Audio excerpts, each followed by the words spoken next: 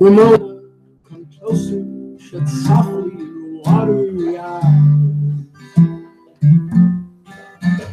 The pangs of your sadness shall pass as your senses will rise.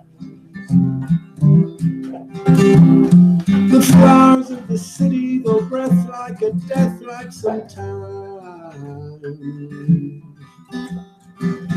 And there's no use in trying to deal with the dying, though I cannot express that in lines.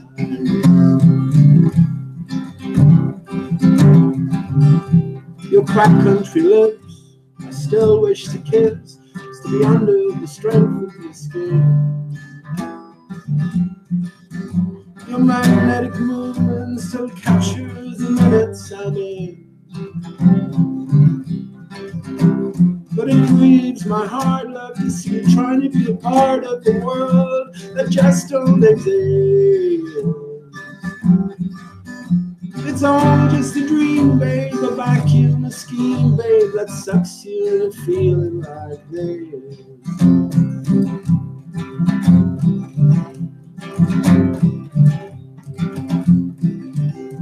I can see that your head has been twisted and fed by worthless foam from the mouth. I can see you are torn between staying and returning on back to the south. You've been fooled into thinking the finishing end is at hand.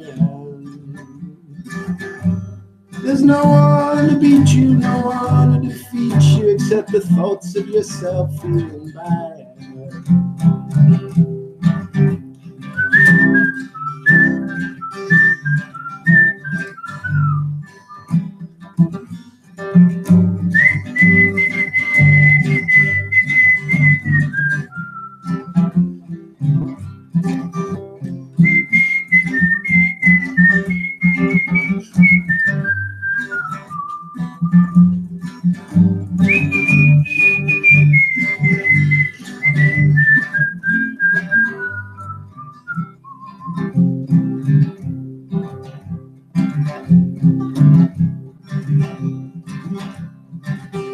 I've heard you say many times that you're better than no one, and no one is better than you.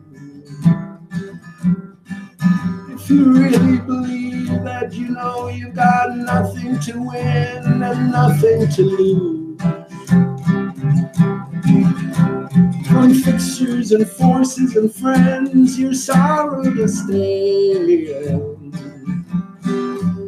They hype you and type you and make you feel like you ought to be exactly like them.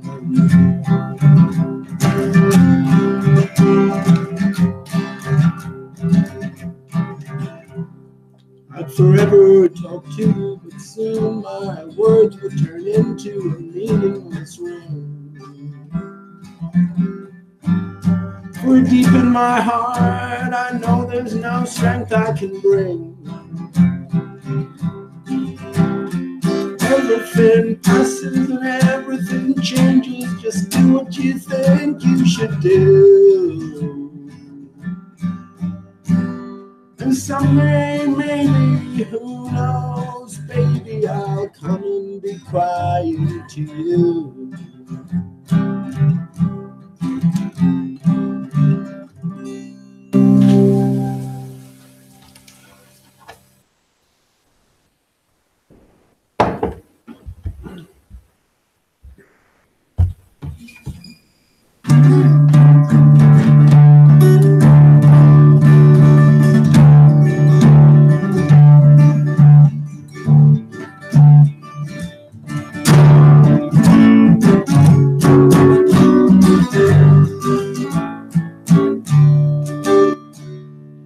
Was on one fine March morning, I'd been New Orleans to do.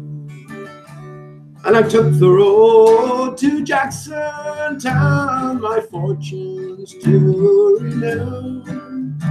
I cursed old farm money, no credit could I gain, which filled my heart with longing for the lakes of Pontchartrain. I stepped on board a railroad car beneath the morning sun, and I rode the road till evening, and I lay me down again. All strangers there, no friends to me, till a dark elk towards me came, and I fell in love with the Creole girl by the lake of Pontchartrain. I said, "Make pretty Creole girl, my money here's no good. If it weren't for the alligators, I'd sleep out in the wood. You're welcome here, crying stranger. Our house is very plain. We never turn the stranger out of the lakes of Pontchartrain." She took me into her mommy's house and treated me quite well.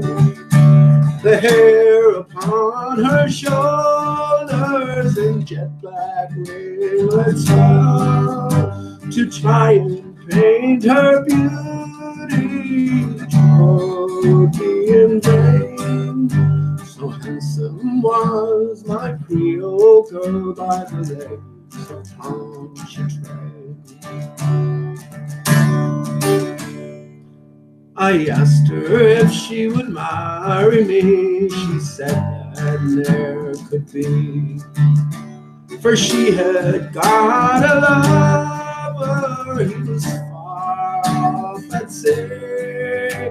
She said that she would wait for him, and when he would return, he'd come home to his Creole girl by the lakes of Pontchartrain.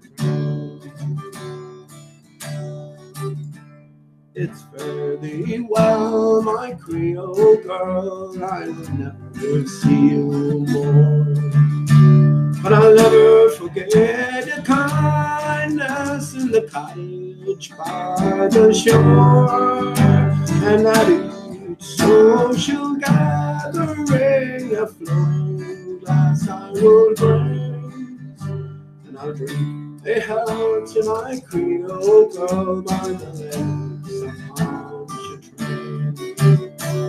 And at each social gathering I will drink it loud. I'll remind myself of my Creole girl and hear it pass. Before you know I love her so, but yet I must let it be. Farewell, my Creole girl, now by the lakes of Pontchartrain.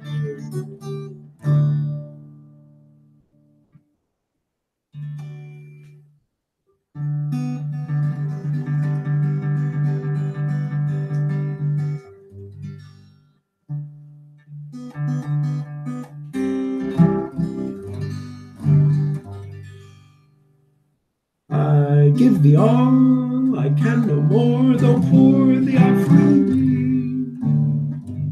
My heart and lute are all the store that I can give to thee. A lute whose gentle song reveals the soul of love full well, and better for a heart that feels much more than lute can tell.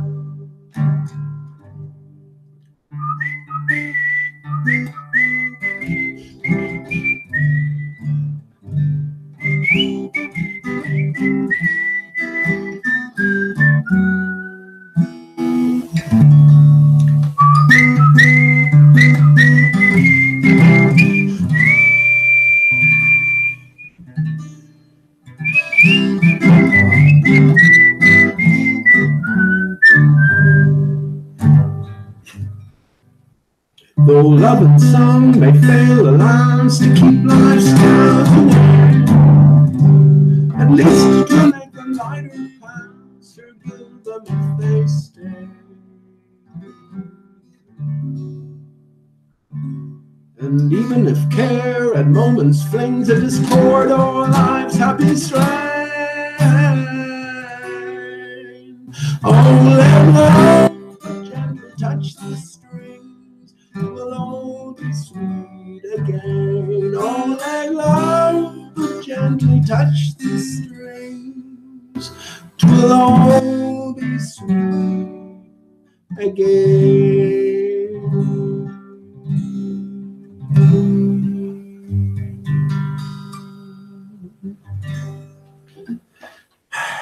Greetings, friends. How you doing? How you doing? How you doing? Good to see you on this. I think it's Monday, isn't it? Monday, yeah. Monday night, the 24th of September. You have the 2 4s, which is 888, 42 backwards. But good to see you, whoever's tuned in, and just come on for a little impromptu one. Just have a chat. Nothing planned as usual, so we'll see where it goes. Yeah, I hope all is well. And well, as can be expected anyway. I didn't feel right about the second song there. Actually, I changed sort of key. Normally I'd sing that in C, and I changed it to D. So the chord transition was a bit off, as was the flow of the song itself. But let me just start off with the first one, To Ramona. Very interesting lyric itself. Ra is in there. Ra is the sun.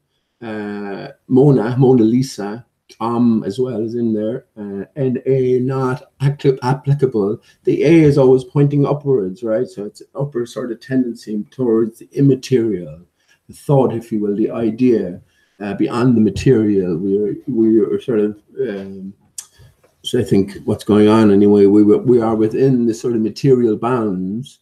But we are the immaterial within the material. So as humans, you know, we're heart-centered. So we have that, if you can find that perfect balance.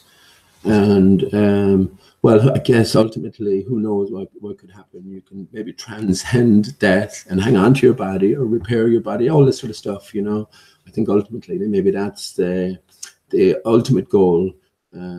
But yeah, anytime you see an A, it's always pointing upwards towards the apex. So it's an upper tendency, upper leaning. And I suppose in order to recognize these things, we first have to recognize that there is a greater us involved here, or at least acknowledge it somewhat to yourself. If you don't, you're never going to consider any of this stuff really. Everything just becomes random and chaotic, sort of a partial or temporary order from an overall chaotic situation. There can't be anything more chaotic than Big Bang origins, right? Just impossible, you know, when someone tells you that everything came from nothing and don't ask any more questions beyond that, or at least don't ask me any more questions beyond that. Well, you're not going to get very far. That's a sort of extreme nihilism that there's no saving yourself from, in one sense, if you go with it. I think most of us here have been scientifically minded previous to coming to flat Earth.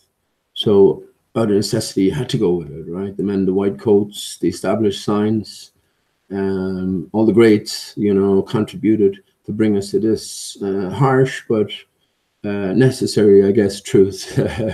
So how much further from the truth can you get, really? You know, 180 degrees from it. So yeah, first of all, you have to start to consider all of these things before you can start looking into letters or numbers or what they might represent in terms of this greater picture or greater possibility. But yeah, that's just to Ramona. So there you have the R-A, and the Ra represents the sun, or R-A, again, that upper point, the upper leaning. And I know it can be vague in lots of stuff that I talk about because I don't plan anything anyway. And if I have to sort of explain where I'm coming from previously to make this statement, just coming off the cuff or whatever, then I have to sort of tell a whole different story. And then it's all the way back then, you know. So I just reckon it's best to just go with the flow and spit out what I have to say anyway. But Ra, yeah, R-A, the sun, Aristarchus, an anagram, perfect anagram of Christ's aura. AU or AO. AU is gold and RA is the sun. So Christ, Aristarchus, Christ's gold sun. Come on, come on. We all live in a yellow submarine. So what do you think makes it yellow? Well, it's the sun, doesn't it? The sun is the bringer of existence, if you will, you know, for the vast majority of this planet. Without the sun, there'd be nothing. There'd be cold, isolation. It would not be, you know, for us in terms of a consciousness, I'm guessing in this form, certainly anyway. So yeah, the sun is at the central mover and shaker. But yes, when we come to flat Earth, we can try out a lot of things, but you have to be careful not to just leave that blank, because no matter ultimately what your motivations are, I think you'll kick yourself for not questioning it further. You know, so yeah, we generally leave it blank. We don't know what the sun is, but we know it's not what they say. Well, there's a billion and zillion, gazillion things that it could not be, right? There's only one thing that it could be. So if you don't make any progress and you're just happy enough saying what it's not, well, it's not the left buttock of a 4,000 mile across earwig, you know, space earwig. You know, it's not that either. So that's two things we can rule out. You know what I mean? So once we continue asking questions, I think sufficient answers will come to the individual. Your answers mightn't necessarily be the same as my answers, although there's certain things that are objective. And for me, everything is known already anyway. So you have to, first of all, yeah, make these equations. What is the sun? How does it relate to the ground that I'm certain is flat and stationary, and all these type of things, you know? And once you do that, then, and indeed follow the pathway that's laid for you. I talked about this in terms of Christ. When you come to on the conspiracy pathway, you question the whole reality of existence of the man Christ, the story we're given regarding Jesus. And well, of course it's nonsense. Of course it doesn't.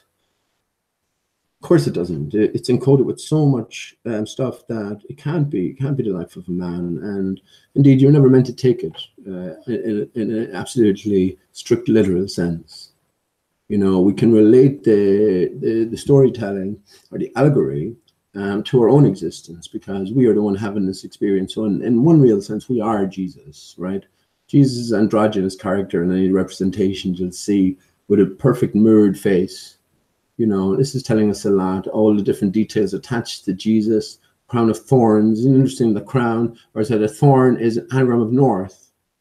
So what's in the word? Well, everything is in the word, because these are why the words are chosen. But I guess a lot of us are still coming from the idea that language is sort of another order, semi-order out of chaos. So just arrived in a big hodgepodge, a big mixing bag, and sort of came out of the process, the arbitrary random processes, really. But no, this is not the case at all. Absolutely all language is definitively and purposefully encoded. So what's in a name? Everything is in a name. Everything is outside of a sort of a representation, some sort of a logo, something like that, where you have a bit more freedom to express exactly maybe the core of the reason behind your choice of logo. But yeah, in terms of the words chosen, it all adds together, you know. So yeah, absolutely. If there's a story being told via a certain created character, then all of the details associated with the character will be of the utmost importance in terms of looking for clues into what's really been said here. So it's the same with Jesus, the crown of thorns, dying at 33. I mean, you see in the representations, Jesus is always pointing at his heart. So raising the cross, I think, is, yeah, it's making that sort of journey through the body, through the reality of the being that you are. I mean, unless you hold that, I know it's a sort of a sticky topic as well. We all have our own views, but that's necessarily so. Unless you hold that there's a greater aspect to you, and you know, you're not the body. When you leave the body, if and when, you know, there is a separation, but you remain intact somewhat. I mean, if you think that along scientific terms that your consciousness is obliterated and cast into the universe, even in the flat earth sense, well, I'm not speaking to you then, because I can't relate to you in that sense, okay? Because I wouldn't be able to understand your thought process. only because I hold that this is a reality for me. It's not about having an opinion. It's about having this reality attached to my being, that I hold that we are greater beings, and we are in this human form a mix of the material and the immaterial. So this is the recognition that we need to sort of wrap our being around. And well, where it goes from there, it's an individual's path, isn't it? I mean, let's just say we all took it serious. Imagine we all took it deadly seriously, life and death sort of situation. I reckon I could. I reckon I have a lot of the clues sort of gathered anyway.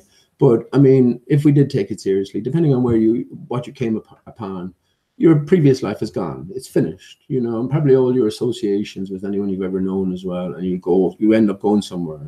You know what I mean? But this is a different world that opens up itself, I guess, when you're ready for it, in one sense. And maybe the same with Flat Earth, you know. But yeah, sorry, I got off that just when I was talking about Ramona, so the title of the song. So have a listen to this, because it's not particularly to a love who's come to him in times of trouble, and he can't really help her.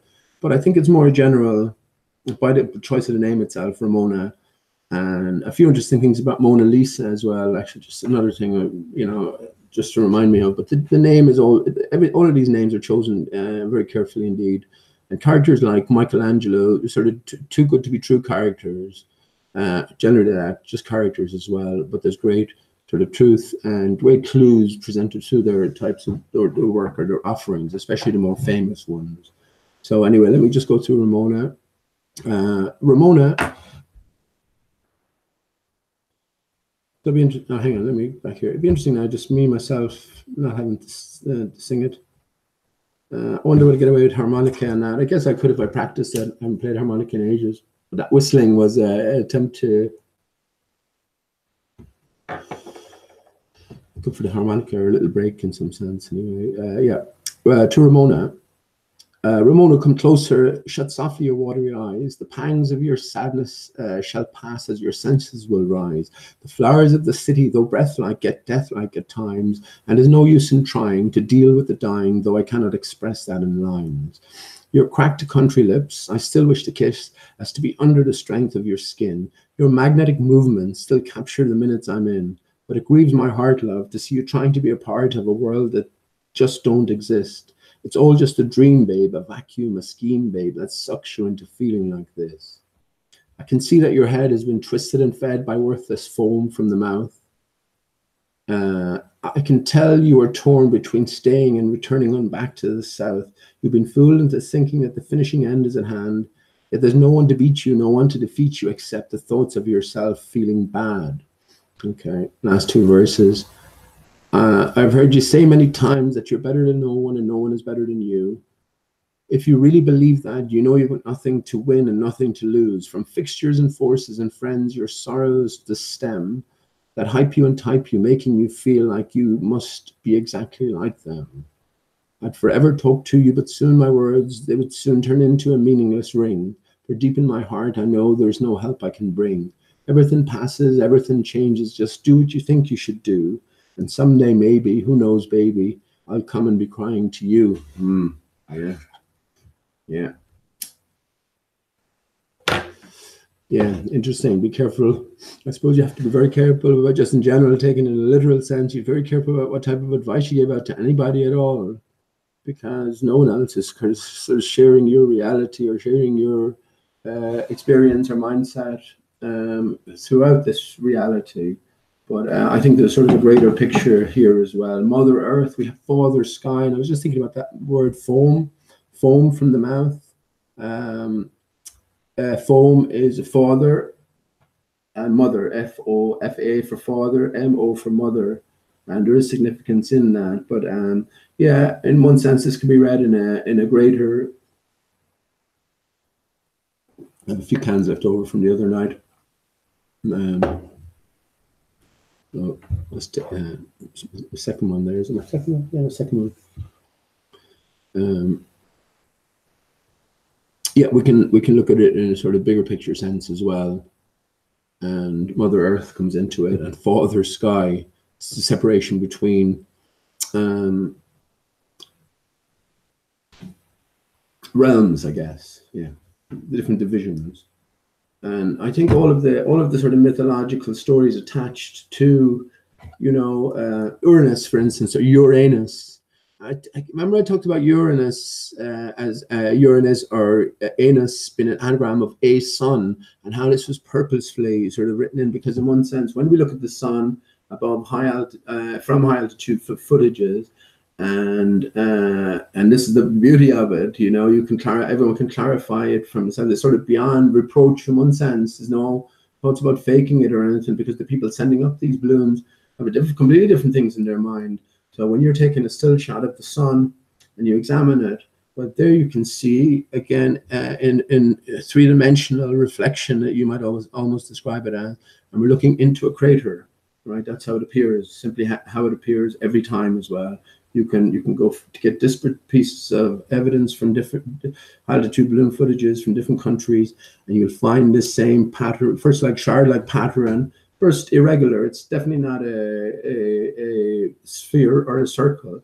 So, but you'll also see these definitive shard-like patterns associated with the surrounds of the crater, and then you'll see the crater itself once you just adapt your eyes. And yeah, this goes back to, again, earlier on. We know what the sun isn't, so what the fuck is it? You know, these are the bigger questions, or at least the next step along anyway. Is there any way we could know what it might be anyway? We have to first start by asking questions and not continuously writing off what it isn't, because you could be here till the cows come home doing that. It can not be so many different things. It can only be one thing, really. Yeah, so very good. Very good. That's Ramona. I've definitely sang that before on the Hang Up, but I don't think I opened the show with it. If I did anyway, I wouldn't have done it again. And the legs of Pontchartrain. Of course, Soundly has his Pontchartrain footage, which shows curvature at over a very short distance. And that's a big fucking wind-up. Of course, he knows it's going to cause controversy. And of course, all of those bowlers aren't just clinging to that footage and just been sort of heartfelt regarding their position. No, they're not. They're all fucking in on it, and they're all aware, for me anyway, at this stage, they're all aware the Earth is flat and stationary. They know it, and they're just playing their part, the constant returning antagonist who never changes their point of view. Of course, any reasonably minded individual who spent time with flat Earth will look through the evidence, and the more evidence you examine, the more you see that, you know, the Earth being flat and stationary has all of the indications and signs and evidence, whereas the spinning ball Earth, in terms of the ground beneath our feet, has none, absolutely none.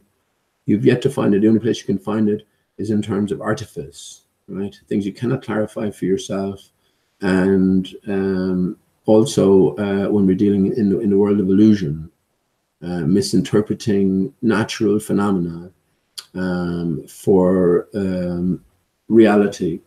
It's like when you see a mirage in a desert area or something, the bowlers would say that, no, we're not dealing with an oasis where you have a palm tree and a little bit of a puddle of water, but a little bit of a lake.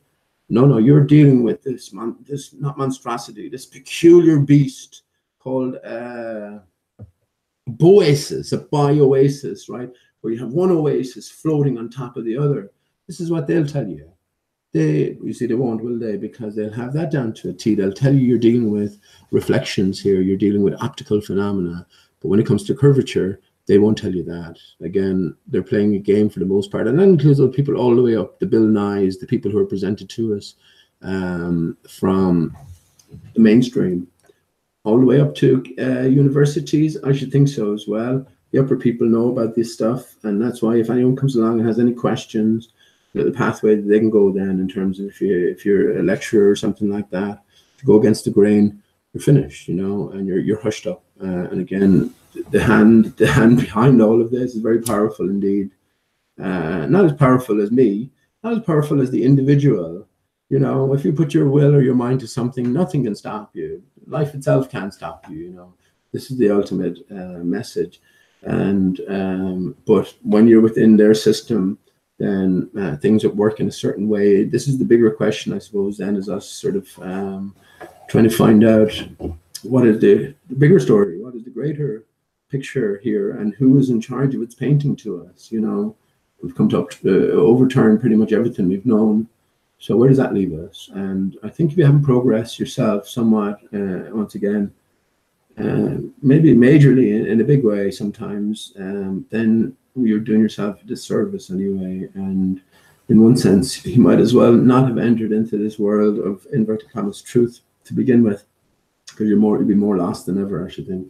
More hurt than ever as well. How do you deal with finding out absolutely fucking everything is a lie? Everything about everything is an absolute lie.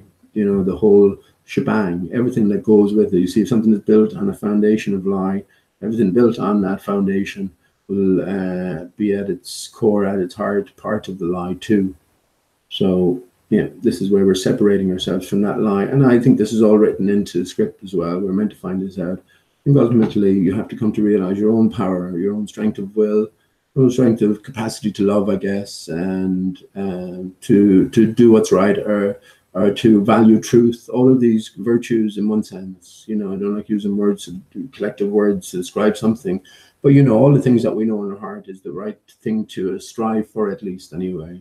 And as I've often said before, I say this, everything I say to myself. I mean, you know, we've heard the expression, you talk a good game. So in other words, you're on the sidelines and the goalkeeper just left in the goal, and you go, oh, fuck it, if that was me, I would have just leapt into the corner and passed it over by the side in a spectacular dive. So you talk a good game, you know, which doesn't necessarily mean that you can play a good game, and usually means you cannot play a good game. But if you can, we just use this expression, if you can't play a good game, and if you can't talk a good game, you know what I mean? Not all of us are blessed with the ability, I'm not saying I'm blessed with this, nor was I always like this, I suppose, just talk away for ages. But yeah, if you can't play a good game, and if you can't talk a good game, at least think a good game. And, you know, I guess within us, that beautiful thinking is a part of us, you know, waiting to come out. We all know right from wrong. And yeah, once we can come to recognize these things, and no one can take it away from you, no matter what the circumstances. It does involve coming out of any system of lies. Is going to be painful, and the more painful it's going to be, the more painful it will be, according to how much you were attached to it, how many possessions had you. You know, it's this sort of reckoning, and once again, that's the individual's reckoning. And yeah, that's what I mean about progressing. If you've come into all of this and you haven't progressed, I think this obviously is still time, and you can't really leave it behind. You know what I mean? You can't unknow stuff. So I would definitely recommend you try to progress, because there are answers out there. And ultimately, I think it can only lead to us just knowing exactly how strong we really are. And yeah, all these fundamentals come into play. So when we're starting from that solid foundation, then as you build up slowly, methodically, carefully, not necessarily slowly as well, methodically, carefully, and heartfelt as well, then whatever structure you build will be rock solid. And that foundation, for the first time, I guess, for many of us, is the flat and stationary earth. No bigger lie can be told to children as well. You know, I mean, when I think about it, I was the first to tell my son about the nature of his reality. You know, I told Steve about the facts of life, the birds and the bees, when he was 3 weeks old. 3 weeks, no, I'm kidding. Now I'd be pushing it with him. But, you know, when he was 3 or 4.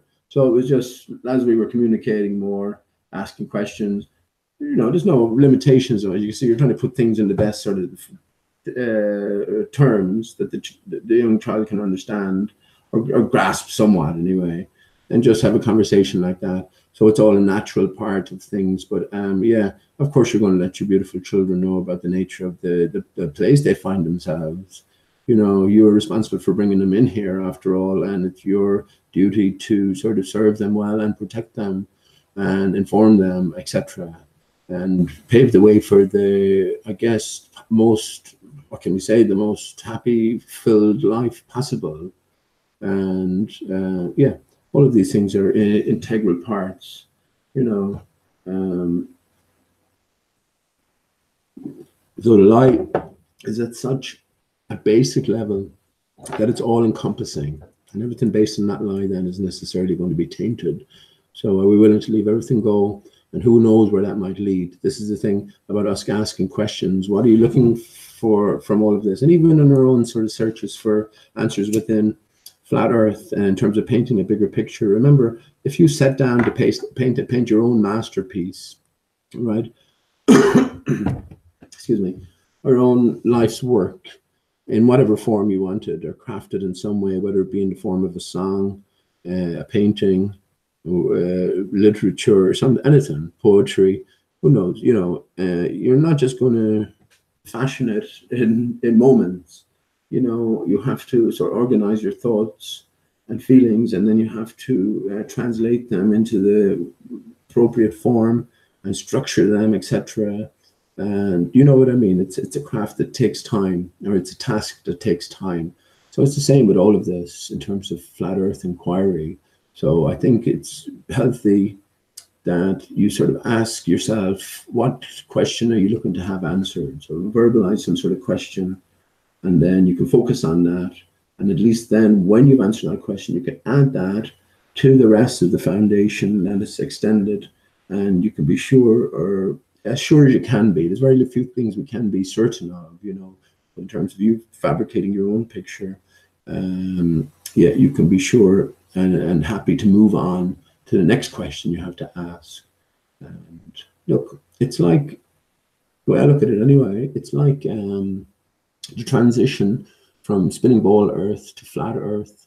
Everything is inverted now. So instead of being monstrous distances and monstrous sizes, everything is up close and personal.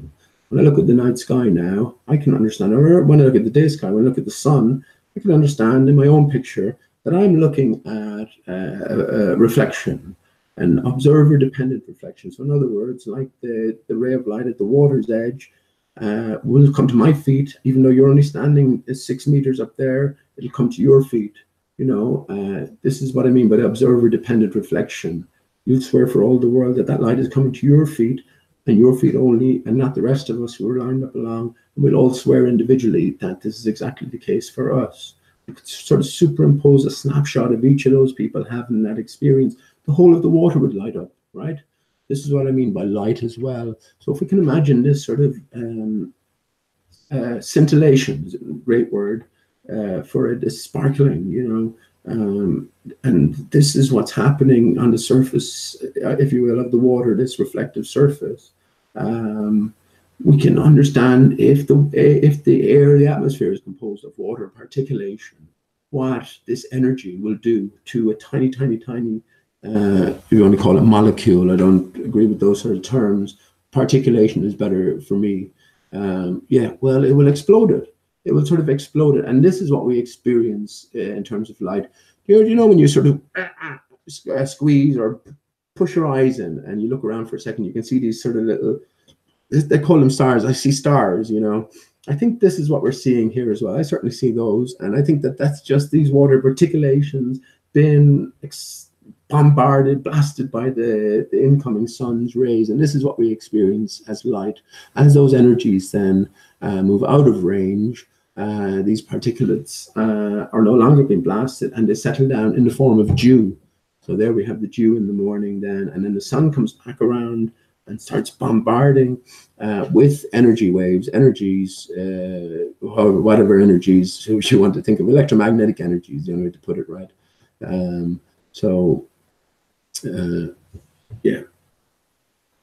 That's along the lines I think of regarding the sun. But when I'm looking at the sky now, everything, I can see over half the world. I can see the Earth. I can see half the Earth just by looking at the sky alone, in terms of the extent of the sun. So when I'm looking at the sun today, we're all looking at we have our own the observer-dependent sun, but we are all looking at the point of reflection. There's a barrier up there. There's a reflective surface up there. And we are each looking at that same point of reflection, whether you're in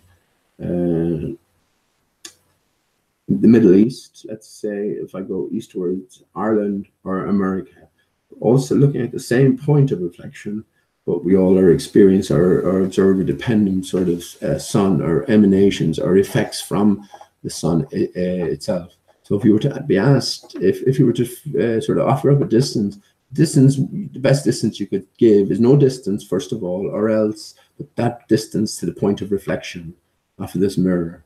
And well, then that comes for me in the region of 4,000 or 5,000 miles.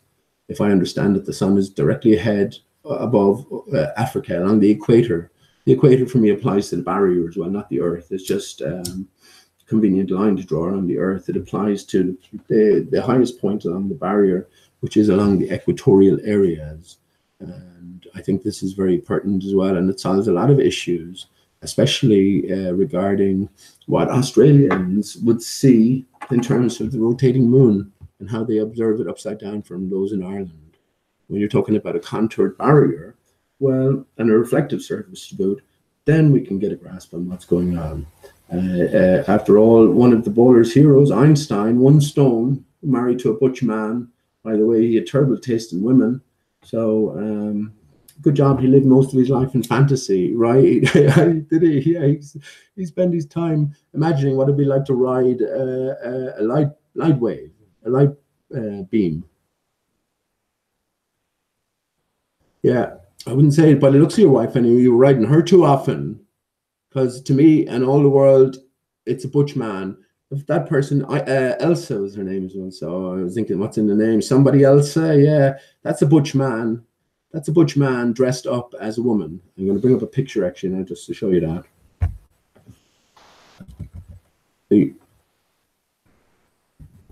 That's Einstein, yeah.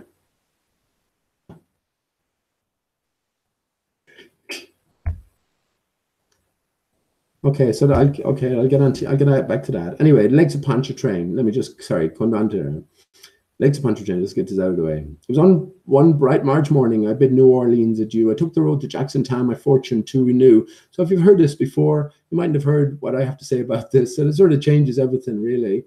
But a lovely song, yeah. So anyway, no credit. I curse all foreign money. No credit could I gain, which filled my heart with longing for the Lakes of Pontchartrain. Yeah, that's the one that I did. That didn't sound too well to my ears when I sang it there because I sort of was in a different key. But anyway, I stepped on board a railway car beneath the morning sun. I rode the rails till evening and I laid me down again. All strangers there, no friends to me, till a dark girl towards me came and I fell in love with a Creole girl by the Lakes of Pontchartrain. I said, my pretty Creole girl, my money here is no good, but if it weren't for the alligators, I'd sleep out in the wood. You're welcome here, kind stranger. Our house is very plain, but we never turned the stranger out from the Lakes of Pontchartrain. She took me into our mammy's house and treated me quite well. The hair upon her shoulders in jet black ringlets fell. To try and paint her beauty, I'm sure it would be in vain, so handsome was my Creole girl by the Lakes of Pontchartrain. I asked her if she'd marry me. She said it could never be. I think lost the words a little bit here, and also at the end when I was singing it, I sort of came in halfway just to repeat that, but I sang it as if it was the start of the verse. I had to make up a whole load of shit. So that last verse I was singing there was most of shit. It certainly nothing to do with the original song. Anyway, I asked her if she'd marry me. She said it could never be, for she had got another, and he was far at sea. She said that she would wait for him, and true she would remain, till he returned to his Creole girl by the Lakes of Pontchartrain. So fare thee well, my Creole girl, I never will see you more, but I'll never forget your kindness in the cottage by the shore. And at each social gathering, a flowing glass I'll raise, and I'll drink a health to my Creole girl and the Lakes of Pontchartrain. Right, so a very sort of moving song in one sense. A man down these hard times, and he finds this sort of gem, and he carries the memory with him no matter where he is.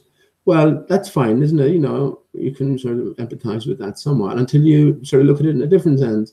And not that it's it is, I guess, a more realistic sense anyway. But well, her mama's house was the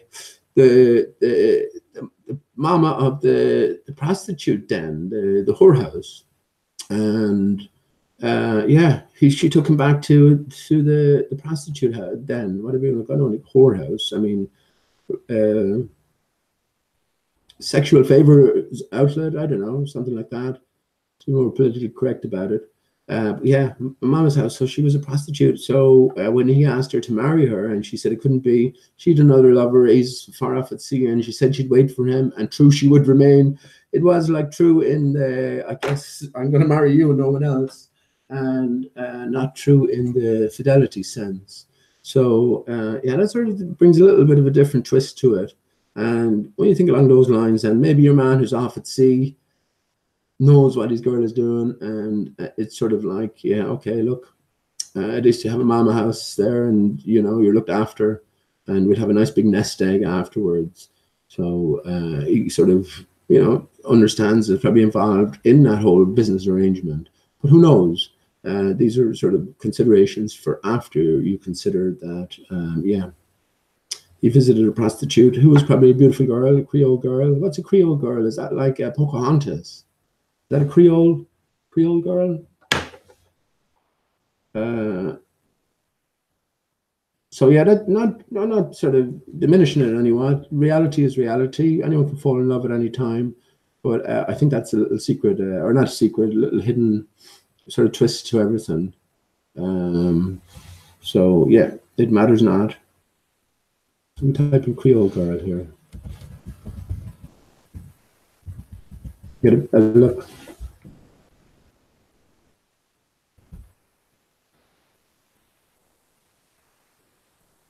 Yeah, sort of a little bit of a darker tint to things. Yeah, okay. All right, let me get rid of all these lyrics. Oh yeah, just my heart in it then, my earth and star. Not my earth and stars, notice, it's my earth and stars. So instead of there being an infinite number of luminaries, there's one luminary, and you might call it an infinite number of reflected effects. But ultimately, there's just one luminary, and that is the one and only creator, Aristarchus. For me, everything is just for me. Pretty sure that these things are known as well, and but I'm just saying things for me anyway, in case there's anyone in the chat kind of going, what's he talking about? He's just in his own world, waffling away, saying that this is the answer to this. Yeah, fuck you, man. I mean, it's not as if I haven't spoken about this before, and that's where I'm at. So let me just, before I go into chat here, let me just show you a picture of Elsa Einstein. Dark here, is it? Okay. Okay, let me do the Google. We move the Hangout to the side. That was a great little fix, independently thought of by me. Move the Google Hangout to the side because you don't need that at all. The camera's still working, and then I can just click on share my entire screen, and half of the. Let me just, before I do that, be a little bit more careful. Yeah, just there. So you have a greater chance of guessing the last sequence of numbers, letters, and you have a winning.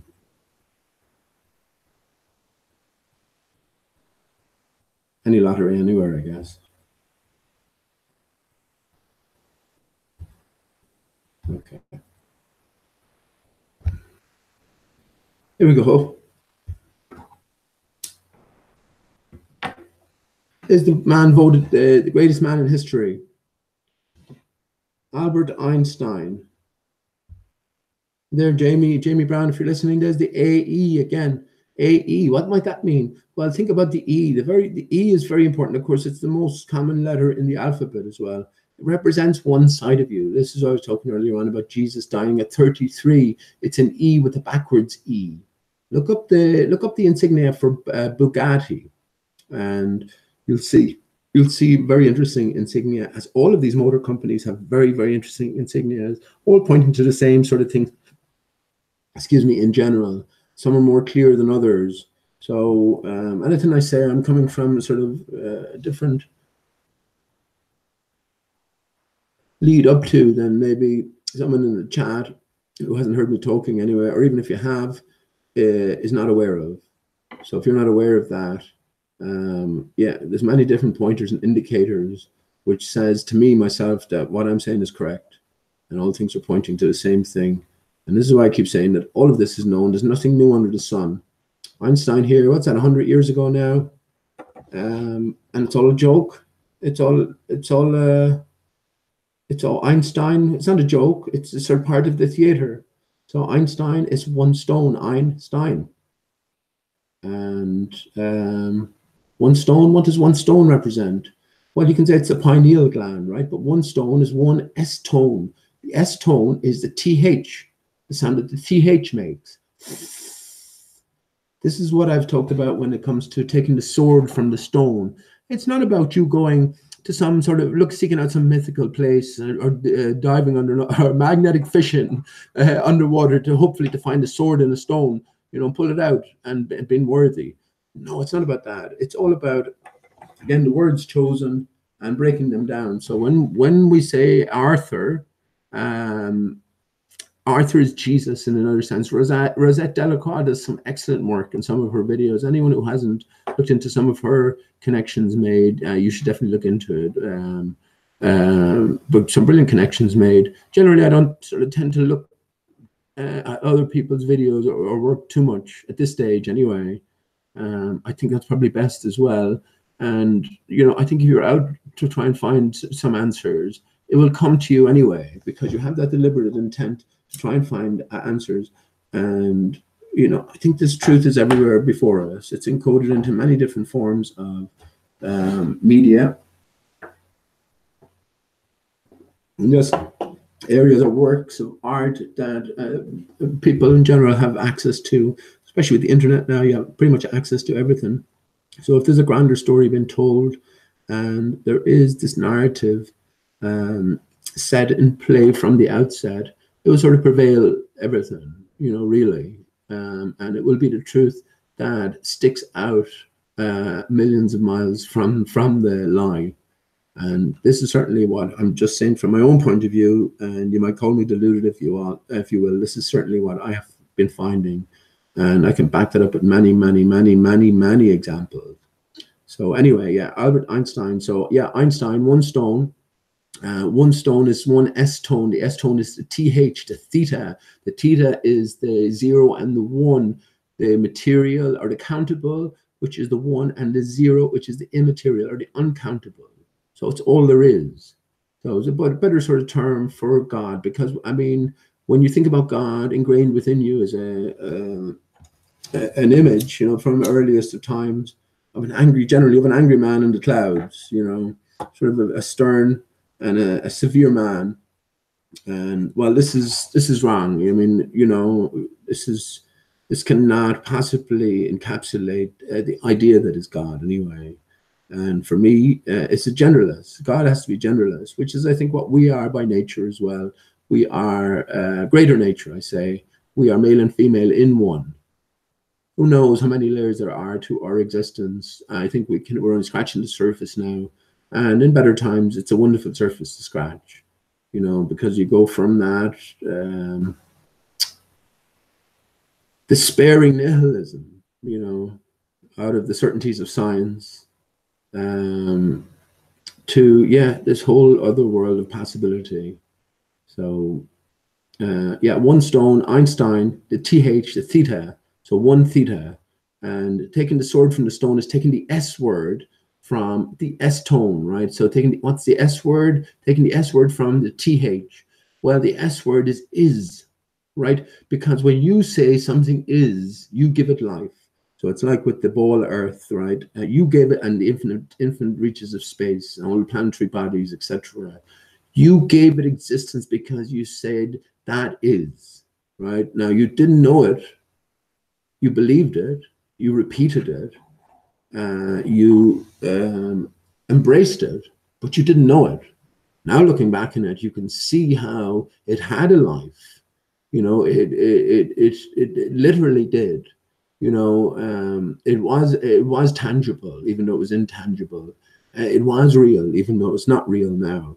So this is what the saying means for me anyway. Taking the S word from the S tone, and we do have amazing powers of creation, and no greater power than our abilities to bring beautiful children, the most revered miracle known to man, in existence, if you will, right, is a newborn child.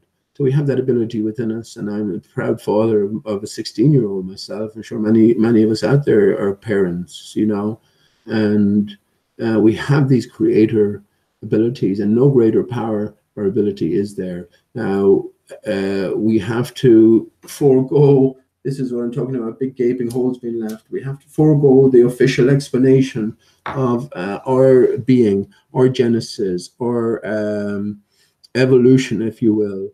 And yeah, that will take us into new pastures. And we have to, yeah, try our damnedest to let that go. Any preconceived notions or ideas, because the story is completely different than any story we have hitherto imagined. I had the ability to imagine, really. And yeah, it's by recognizing this that we can sort of move forward and again come to realize our own true power of creation, and maybe our place within all of creation as well, which I think most of us will agree, at least immediately anyway, is much smaller than what we ever could have imagined. Most people will get to the confines of the flat earth, a few thousand miles away possibly, and then you'll say there's nothing beyond, or else you'll just say there's water beyond, or something along those lines, you know, but that we are all the center and that everything is revolving around us. Well, you know, this is a polar opposite consideration when it comes to laying it down and comparing it to the previously held truth, you know. Yeah, sorry, I shouldn't have had you looking at this for too long, but anyway, yeah, just like with what science tells us as well, don't discard it, you know, understand that it is 180 degrees, or at least can be 180 degrees polar opposite to the truth. So by just discarding it, we're throwing out potential very valuable information. Yeah, so completely inverting it, completely flipping it on its head, who knows where you might end up. So all of these people are characters. This is Elsa Einstein. Let me just go into, I'm going to read this, like, come on, say what you see. Hang on.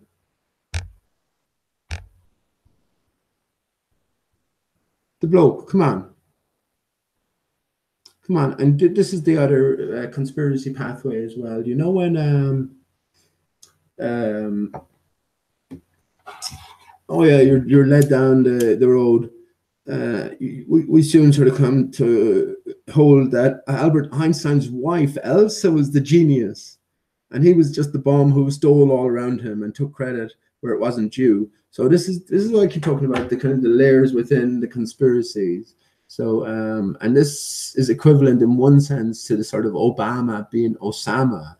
That's fed to us, and it's sort of waiting for us when we make our way down the pathway paved for us. But yeah, similar to this, Elsa Einstein. So she is the hero. Albert was just a robber, but the work is still great, you know. The work is still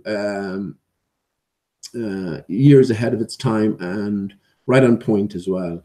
Yeah, nonsense. It's all theater, but we can't throw it out. Everything is relative. And I think our clue there in terms of relativity is, well, if we know the earth is flat, right? Well, then doesn't that allow for a contoured barrier? Or if it did allow for a contoured barrier, then via relativity, we wouldn't know which was which. So instead of the earth moving relative to the sky, relative to the sun, all these different relative movements, well, and it being taken for granted that it is a spinning sphere. No, the earth is flat. So everything else we do see moving is actually doing the movement itself, and it's also against a curved or a contoured backdrop. And I think this is where the longitude and latitude system of the globe Earth comes into play then.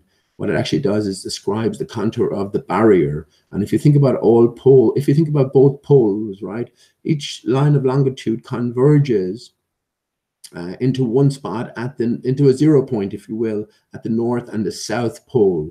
So if we can translate that to a flat Earth and a contoured barrier, what we will have is a barrier that rises low at the north rises highest along the equatorial areas and then lowest again at the southern peripherals. So this is what I think it represents. And also with the measurements of 69 miles, 111.1 kilometers per degree of longitude, that's fine. That'll help us work out exactly the contour of the barrier. And all of these numbers are chosen specifically. And I've talked about this before. Think about where the mile came from, that why it was defined as such, and then you'll find out the truth. So again, the story is written, pre-written, and the people who are responsible for giving us pretty much everything, if you want to put it like that, they're well aware of the story and active parts in the active players in the unfolding of this story. So you see how viewing it slightly differently, or maybe a lot differently, will have you to consider different things. But look at this. What do you reckon? We're talking about trannies the other evening. So we know there are genuine people out there who do have always felt confused in terms of their, I don't mean to diminish it even in terms of my words. I don't want to say this because I can't get into the mind of someone else, but I respect people that, you know, have felt trapped in a body that they didn't sort of associate with. And well, I mean, these are my fellow man. So I mean, you have to take everyone as you find them. It's a tough thing to go through in life, and it was a reason why I did. I wouldn't say become friends with that man, woman. I mean, what are you supposed to do down in Ennis? Because I felt bad for them in a small town, small-minded, that sort of thing. So this blatant man going around in a woman's outfit, you're not going to get too many local friends. So that sort of thing. But here, what we're dealing with is something different. These are genuine people. But here we're dealing with theatrical presentation. You know, the whole of the life of Einstein is just a narrative, a script. And the man is just sort of a puppet. And these people are players put in place. It's like a Shakespearean play. No better comparison, actually. And we just take it for real. As a child, when you go to the movies, because you know, as a child, we go to the movies and you're so affected by some of these things, you're not really sure, and everything appears real. You don't know whether it's real or not, especially the more subtle sort of movies. So this is the same sort of thing. But as we sort of mature, grow older, and well, now as we come into flat Earth and sort of have a greater ability to question things, we can look back and see these presentations for what they are, and maybe garner some clues from them. So that's somebody else, Einstein. That's a bloke. And don't be just telling me that it's fucking, don't be just telling me that it's an ugly man. Or sorry, it's an ugly woman. It's a bloke, man. Bloke in a dress. And there's many other examples as well. So yeah, you've been fooled. You've been tricked. And is that Aristarchus on his very possibly could be? Very possibly could be. Remember, it's the only crater there is. When you look at the moon, you're looking at the same crater again and again and again and again. From every different magnitude, every different magnification perspective, every different angle. You have lots of overlapping, overlaid reflections, which give the game away in one sense. Crater Clavius, I pointed out it numerous times. Let me bring it up while we're here, just because we're talking about it. Stanley Kubrick gave us Crater Clavius. He located the moon base on in Crater Clavius in the movie 2001: A Space Odyssey. Now we know that the whole thing is nonsense. We also know more that he is associated with the narrative in terms of he's suspected of directing the moon landings. And again, he's smarter than this. This is the pathway paved for us. All this information is waiting for us. So we can take it. We can take it up, but we can see what else has been said here. And imagine you were the script writer. You know what I mean? Imagine, what would you do? What would you do? So yeah, anything you come by easily enough, you were meant to see. This is Crater Clavius, just out of interest. And I hold that he, let me just get a clear picture of this. I hold that he named the crater here because it's one of the more obvious ones. This is coming through now. Let me just, actually I should, okay, I'll just make sure that that's coming through.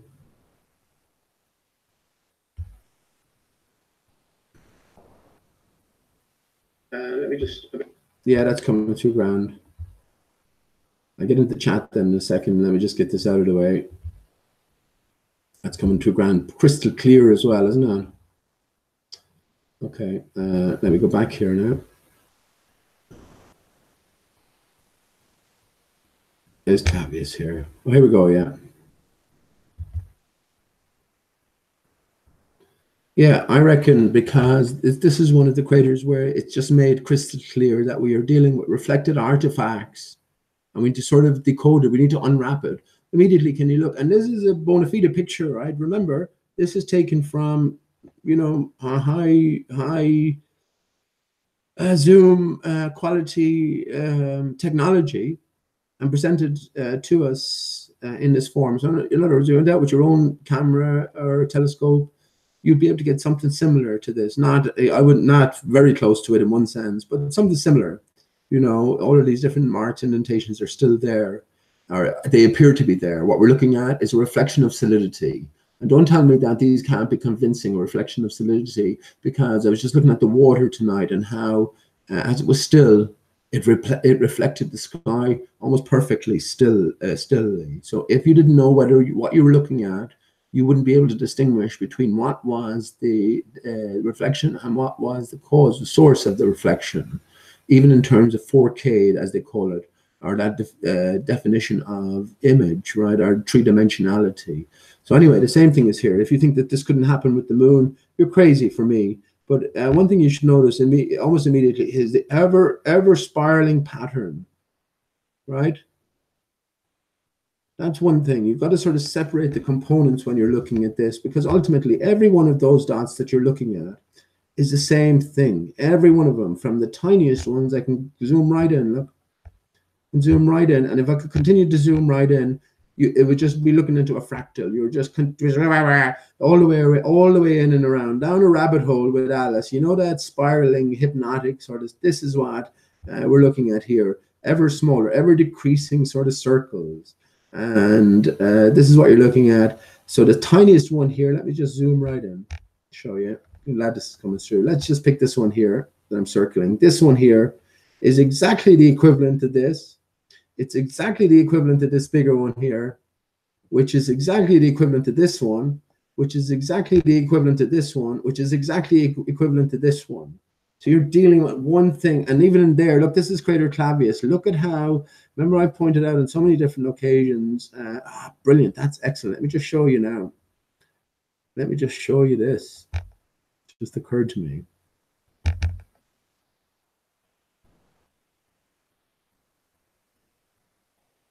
Yeah, it didn't just occur to me. It's just that I've seen this now. And you can see it sort of disguised as well. Okay, hang on. And not disguised, sort of hidden. Here you go, look. Let me just move this over a small bit. Of course, you're well familiar with Aristarchus here. And then we have a central sort of, this is called a central peak of Aristarchus. And here we have it, look, pretty similar sort of in terms of slope to it, but it's concealed by, what's this here? What's this? An impact. This is supposed to be another impact crater. So these are all supposed to be crater impacts. And just for scale, yeah, that's interesting. Look, so the central peak here. So that supports me as well. And just saying that, you know, we are dealing with one core crater just being infinitely reflected around, in all manner of ways, overlaid and viewed from many different angles, many different perspectives. This is what we're getting. So what seems like disparate, separate, completely separate components, no, we're just looking at them from a different angle. It's like looking at yourself. Let me just put it, I gave this illustration before. But imagine yourself sitting in a big warehouse and in the center on a chair, and it's empty warehouse, and there's 100 photographers around or whatever. Each of them are sort of capturing you in close-up detail. And at the end, then, it's sort of a jumble puzzle pieces sort of from each photographer is taken together and presented to somebody to try and identify who it might be. You would get there eventually, you know what I mean? But there'd be lots of things that would throw you off, and you wouldn't necessarily be seeing the source of all the attention, the focus of all the attention to begin with. This is along the lines I'm talking about. So yeah, here we have, this is crater Aristarchus. This is crater Clavius, two absolutely separate and distinct craters on the moon. But here we have this central peak as well. So I think that this crater, which is just a reflected artifact of the same thing, this is Aristarchus as well. This is Aristarchus. This is Aristarchus. This is Aristarchus. And actually, just looking at this, you see this here? Remember I was pointing it out the last time? And I saw that in the clouds tonight. And I was going, would you know? Wouldn't you know it? Yeah. I'm just going to just zoom out a small bit. There, look. And I was pointing that out in terms of cloud patterns. What you're looking at here is the universe, really.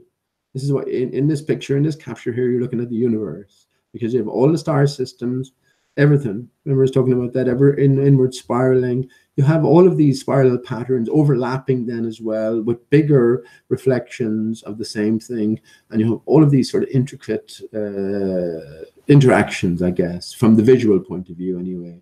But this is what needs unraveling. But I was talking about this being a cloud pattern, the gaping mouth. And lo and behold, I got the two of them are in the clouds tonight, these two, one behind the other.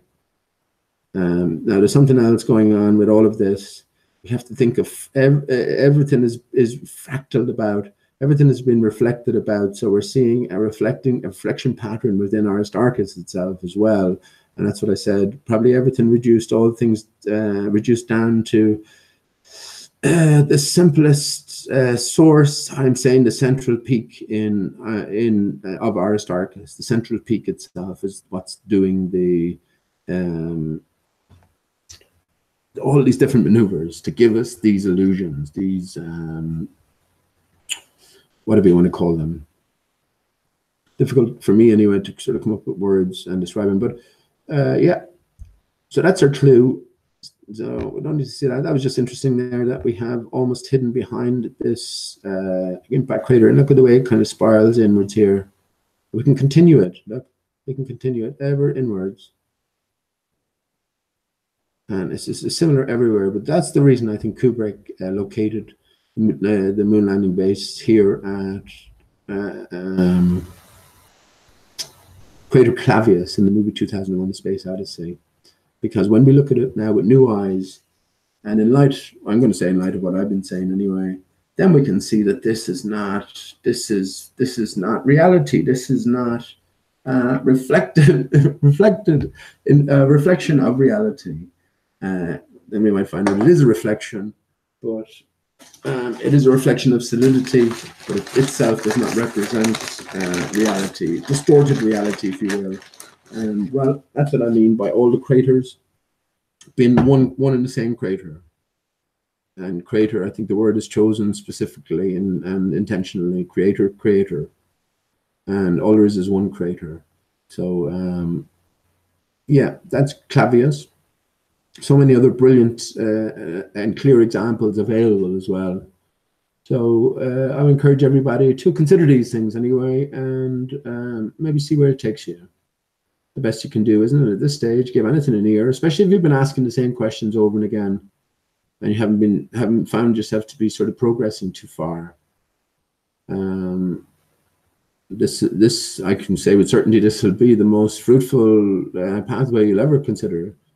And well, that's just the beginning of it as well. That's just the beginning of it. So anyway, I won't dwell there. Let me just get rid of that. Get rid of that. And this Elsa, I'm going to get rid of that. Yeah. Lots of other different pictures as well. And that's another point here. Look, this man is not this man. This man is not this man. Okay? Just to let you know that. That man is not this man. They're different men. So some sort of movie star lookalike, not movie star and lookalike even, but some sort of man who's, you know, has that distinguished look about him. Einstein looks like, look, he doesn't look right. And again, he's just a character anyway, who cares? He's another Shakespeare, you know, just a non-existent invention. So yeah, there are many different Einsteins. And then you have the whole story about his brain disappearing and all of this. I'm sure I've actually read that book before, the search for Einstein's brain. And I'm sure on a reread now, it will contain lots of clues as well as to, well, the true nature of the deception. And again, that's the way I look upon all of these things as clues. There's another clear picture. I'm not even going to dwell on that. No point in getting too deep into it. There's a few other very clear ones where you're dealing with the male, but here's another one where you're dealing with the man in drag. Simple.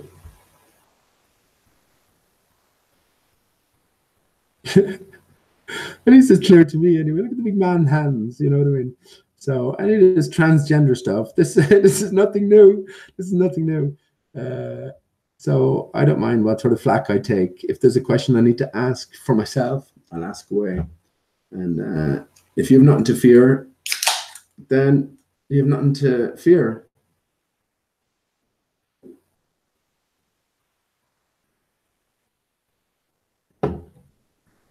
So having I said that now, I will go into chat.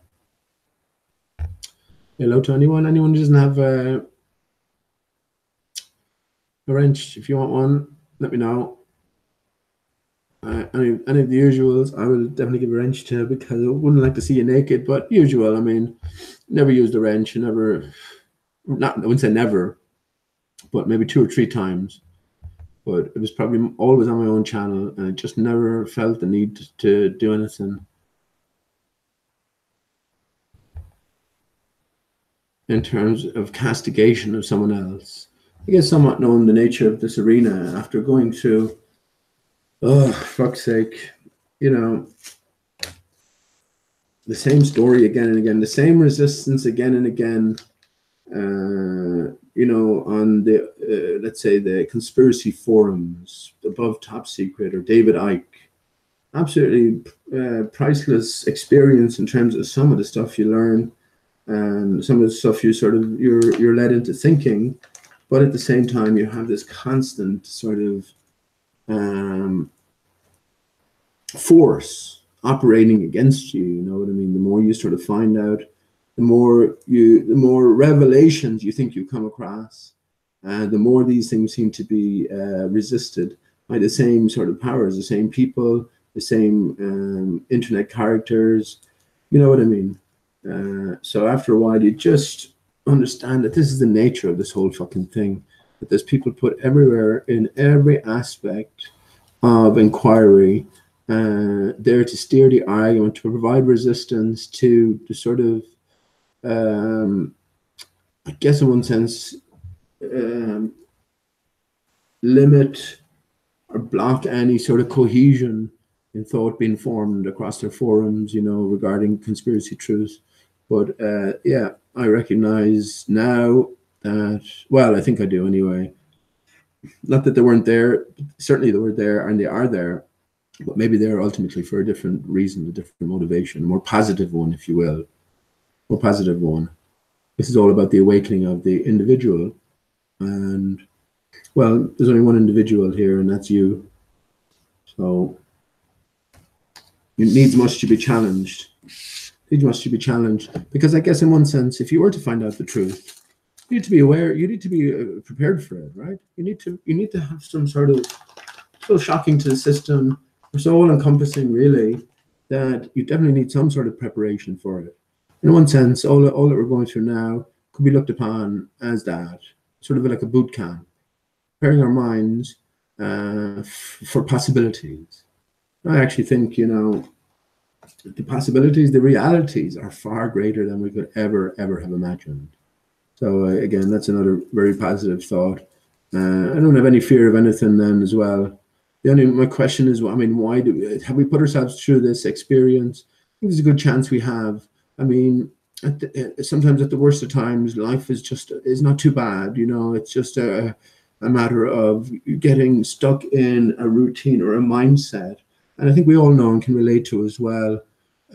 Something going wrong, you know, no matter how bad life is now, something going wrong, a car crash, or, you know, bad news from for yourself, or for terrible news, I'm talking about your loved one or something, then the world changes. And only if you had that mindset back again and that reality back again where you were feeling bad, you could easily sort that out. But, you know, these new circumstances are more than you can sort of bear. Do you know what I mean? So I think in one sense, we create hell for ourselves. And life, yeah, it's not a bowl of cherries, is it? But maybe necessarily so, because what lies beyond, or what lay before, you know, is so much more, I don't know, real, true reality. So just going to chat. Anyone hasn't got a wrench and just wants one, let me know. Not just, you know, again, not to dwell too long on that. So yeah, cheers for tuning in. Just a general chit chat. Who knows what I'll talk about? I'll probably be on for another hour, an hour and a half. And any questions or anything you want me to talk about, actually, I mean, talk about lots of tough stuff, and specifically generally brush over flat earth stuff, because that's long since proven. Well, that's long since established anyway, and it's always been known. It's the spinning ball earth. That's the fantasy based on the reality of the flat earth. But yeah, that's just the beginning of that story. Then there's a whole other series of tomes of work when it comes to flat earth and what that true reality entails. And this is what I mean by us awaking up to these inverted commas realities now, or realities of possibilities. And you know, can't even say it was a baptism of fire. We've had plenty of time to think about these things. So it certainly was an accelerated pace anyway over the last 20 years with 9/11 and everything that came beyond that, and especially in terms of these technological capabilities or tools in the form of the internet as well, and, you know, everything that went with it. You know, we easily at our fingertips, and with just enough discernment, inquisitiveness, could get to the bottom of any topic. I think we choose to. I still think it's there for us all. We have to simplify everything and sort of reunite everything with new eyes. And I then think we all will be in a position to paint our own pictures, and you see a lot of similarities fundamentally then between all the different pictures that we do paint as individuals, because ultimately I think we're all the same, you know, and we're all coming from the same point of unification. And we're here in division, a state of division, and it will be unification again. There was always meant to be a happy outcome, if you will, or that's always written into it. So even if it takes until the experience is over, we'll still return to that eternal happiness, if you will. But yeah, if we view this life as a sort of a puzzle, a game of life, I think, you know, depending on you, the individual, I think a lot of progress can be made, definitely. And once we understand that maybe there are clues for us planted everywhere, yeah, I can change things up a bit then as well. So yeah, let me just go into chat and briefly say hello to everybody. FPB Angel, how you doing, man? Good to see you. And I'm sorry about Jesus. I mean, FPV Angel, I definitely have to go over, man, and look at what you're doing. You know what I mean? I'm not doing shit, you know, compared to what you're doing, because I'm not sort of putting out any videos, even an overview of any model that I have sort of in my own brain, because for one, I'm not too interested in that. You know, I'm not too interested in that. I think ultimately it's about the individual coming to their own idea of how everything works. you know, getting caught up in any particular model, or trying to represent it brings its own difficulties, and especially when you have lots of disparate people contributing as well. So while I applaud that, that's not obviously what I'm about. But I think should I set my mind down to it, I could definitely come up with definitely something. I have lots of component parts and the thoughts associated with it. Like as I said, with for instance, the longitude and latitude system and how it encodes relatively accurate distances, but also that inversion of the ground being flat and the area itself being contoured with its highest point above the equatorial areas. From those avenues that I be coming at things, you know what I mean? And certainly a picture could be painted. How would you go about proving these things? Well, I guess like with any model, it would have to be tested. But that's a whole hell of a lot of work. And for me, anyway, as an individual, not too bothered about the nitty gritty of things. I think we'll all get to find out the truth eventually. And me, I'm still sort of. Well, I guess my biggest thing is to work out what the heck to do with all of this. Like, you know, as I said, looking out at the clouds tonight, I can see what I saw yesterday, the day before. See the same patterns. Can notice the general wreath-like sort of formations. And again, just like I showed you crater clavius here, you have these fractal expression. It's the same with clouds. So this fractal reflectivity has been expressed, as I pointed out before, not just in terms of the luminaries, not just in terms of the sand of the deserts, you know, or the waters, but it can be seen expressing through the air as well in terms of these clouds and these repeating cloud patterns as well. So yeah, I'm trying to still understand what the hell to do with all of this, but that it's there. There's no denying that. And once you recognize that these patterns are there, then you have to try and go about explaining what's going on. And that's where, as I said, for me, my answer is Aristarchus. So it's the only one there is. So you know what I mean. And now I need to move on from there. What does that mean? And I've often talked about how Aristarchus is a story within as well. I think that's a greater aspect to all of this. And Christ's aura, Christ is always pointing to his heart. So yeah. And tonight, actually, well, not to mention that, but tonight being a harvest moon, it's pretty. I think the moon plays a very important part, especially the full moon, with the bodily fluids within us. And of course, you know, the woman's periodic cycle is associated with the full moon in general, anyway. And I also think that has a part to play in terms of the bodily fluids of the male. So harvest moon, this is when you reap rewards. So in one sense, I think it's when the sperm itself are most active, you know what I mean? And well, what you do with that afterwards, then that's a different story. That's a different story, yeah. Yeah. And every man's story as well, isn't it? So yeah, hi FPV Angel, and best of luck with any honest and true search for truth, honestly. I definitely will take a look at Jesus, I mean, I just don't do that as a habit, you know what I mean? Not for any other reason. But yeah, the best of luck in your search for truth. And I will say, you have to take Aristarchus into account, man. You really do. That's, you know, whether I'm right or whether I'm wrong, that it plays a big part in all of this. I'm absolutely certain I'm not wrong about. But exactly what overall part it might play, I definitely could be wrong in that. But it is a pertinent and foundational aspect to whatever really is going on anyway.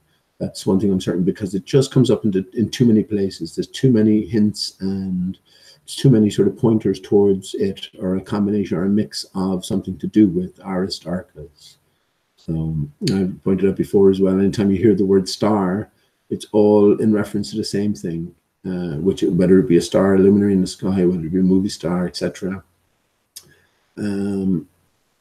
Yeah, Aristarchus, Aris, Aries, right? The first sign of the zodiac, all encoded in it. So yeah, yeah. Thanks for coming along, man. Goldfish brain, how you doing, Goldfish? It seems to be more fun if you read chat now and again. Okay, man. Well, yeah, that's a problem. That is a problem for me.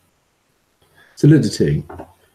But anyone else, at least take it seriously, because of course for most it'll just be another fucking ravings of a lunatic.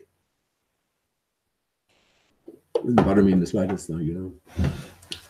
But yeah, okay, goldfish. Yeah, there's a reason I don't. There's not a reason I don't come into chat, but generally when I come into chat, yeah, depending who you might get talking to. Usually it's to argue with somebody as well. And you waste a lot of time just arguing with somebody who's probably coming to troll in the first place. So, but I know that's not the case. And you know, generally before as well, I know the stuff I talk about. Lots of people won't share an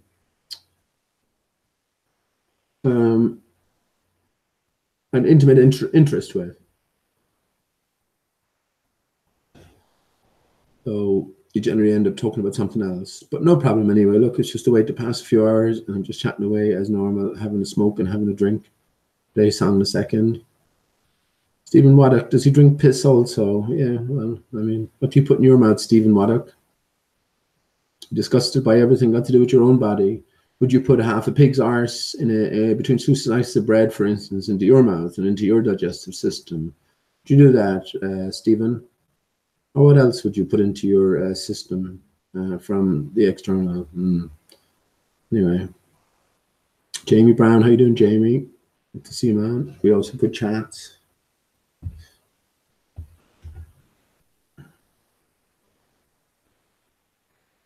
You're definitely asking a lot of questions. I have a lot of things up for consideration, Jamie. I would just encourage you on a personal front to start sort of being more, well, no, not even that, you know, it's grand, but get a bit more certain on things. That's what I'd say, because you can be up in the air forever.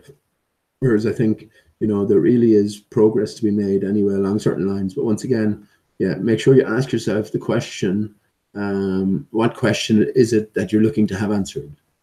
Break it down as much as you can, depending where you're at. Baron Branskovich, how you doing, Baron? We give you a wrench there. So good to see you, man. You've always been around. Hope all is well. And yeah, no banning, I guess. Just, you know, time out people if they're messing. And otherwise, I would say don't use the wrench at all. But, you know, that's just me. Kelly Yuga 2758, how you doing, Maggie? Good to see you. I've given you a wrench as well. How you doing, Maggie? You'll be able to testify. Oh, if you haven't, Five Alive, I mentioned this before, Five Alive Dodo, Michael Jackson. Let me just bring that up. I played it before.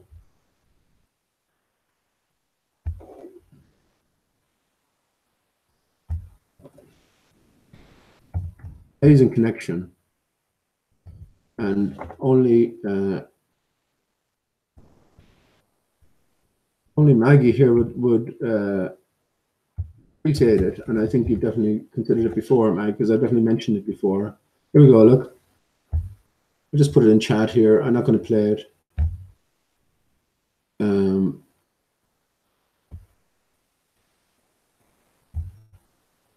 Yeah,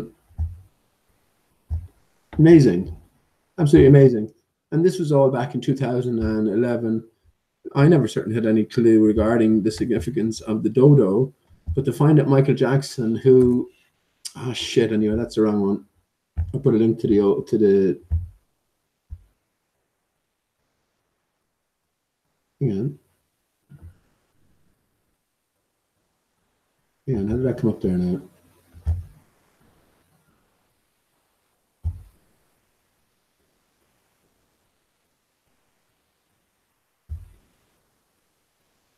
Okay.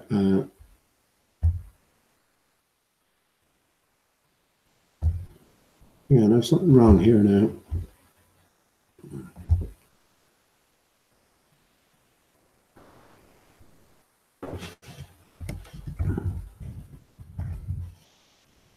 I would like to Michael Jackson. There we go. That changed there, did it? Okay, this must be it. I won't play that now. I'll just put it in chat. An amazing connection. But this is telling you that you know, the very top levels are involved in the story of the dodo, whatever it might really entail. And Michael Jackson, in one sense, is just another actor on the stage, but he's all about flat Earth. And throughout his songs are sort of giving you clues into the greater unraveling of truth, I guess. As with any gatekeeper, it can only go so far. And I think ultimately as well, if they all understand that this is your individual game, your individual journey, then they can only ever act within certain bounds and confines. And the greater glory then is you, the individual, coming to fruition, or waking up to your own truth and the truth of the greater picture, I guess, that is before you. So yeah, that's Kali Yuga, and maybe Michael coming back, Maggie, Second Coming. You know, Mike L. We had Mike L. and Jackson, and I kept, yeah, that's not to dwell on that again. But L keeps popping up again and again. Life is if L, right, as an anagram. What does L represent? The lower form, L for lower. So I guess the more material sort of leanings or tendencies. And, you know, if you, I guess, look, if you forego, you walk all over your fellow man for avarice or greed or whatever, you know, lust or whatever, well, you're doing yourself a disservice, and you certainly wouldn't do it, I guess, if you knew the true capacity of your fellow man, if you knew them or knew us in our true form. So I think this is what's represented by all of this. But isn't it interesting? I was just talking about Clavius on the moon, and of course he is credited with doing the moonwalk. Yeah. So yeah, welcome Maggie, and very sorry to hear about Penelope, but definitely one thing I know for sure, she had a very happy life with you. Met her myself, sure. And Penelope! Yeah, I'm reckoning we all meet again. I wonder, is there a dog heaven, like, you know, like there's a gnat heaven or a mouse heaven, or is just, there's no distinction, it's just a heaven, one for all. Yeah, but one thing for sure, yeah, nothing ever dies. Love certainly never dies anyway. Memory doesn't die. Yeah, goldfish, it does. It's a dude. That bloke's a dude. That Elsa, that girl is dude, man. I mean, yeah, what can you say? And it's sort of in your face obvious as well. And this is why I look upon all of it as a joke, but an informative sort of joke. So we mustn't forget to laugh. And there's fucking plenty to laugh at. So,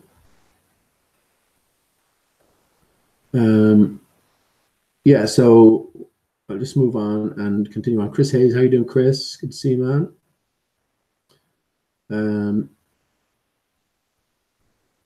Yeah. So I don't want to skip through all the way because, well, then I want to get, if there's any questions or anything, or I want to talk about anything in particular. Otherwise, I'll just wing it and waffle away. Yeah, I did that. Sorry, I'll just speak to Kali Yuga here. Yeah, I've been through all of that. I sort of let that go as well. Yeah, I'm sort of beyond the dodo, but it's absolutely definitive, Maggie, that, you know, there's this direct association between Michael Jackson and the dodo. And this came out back in 2011 or 12, when, you know well, of course, that there was a whole Michael Jackson fake death forum set up.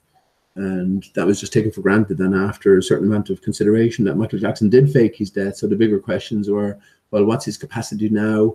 And it is another interesting one, Maggie, and I haven't looked into it myself, but apparently there's a suspicion, and I think actually you know about this, Front Back is another character that Michael Jackson is suspected of being associated with or being.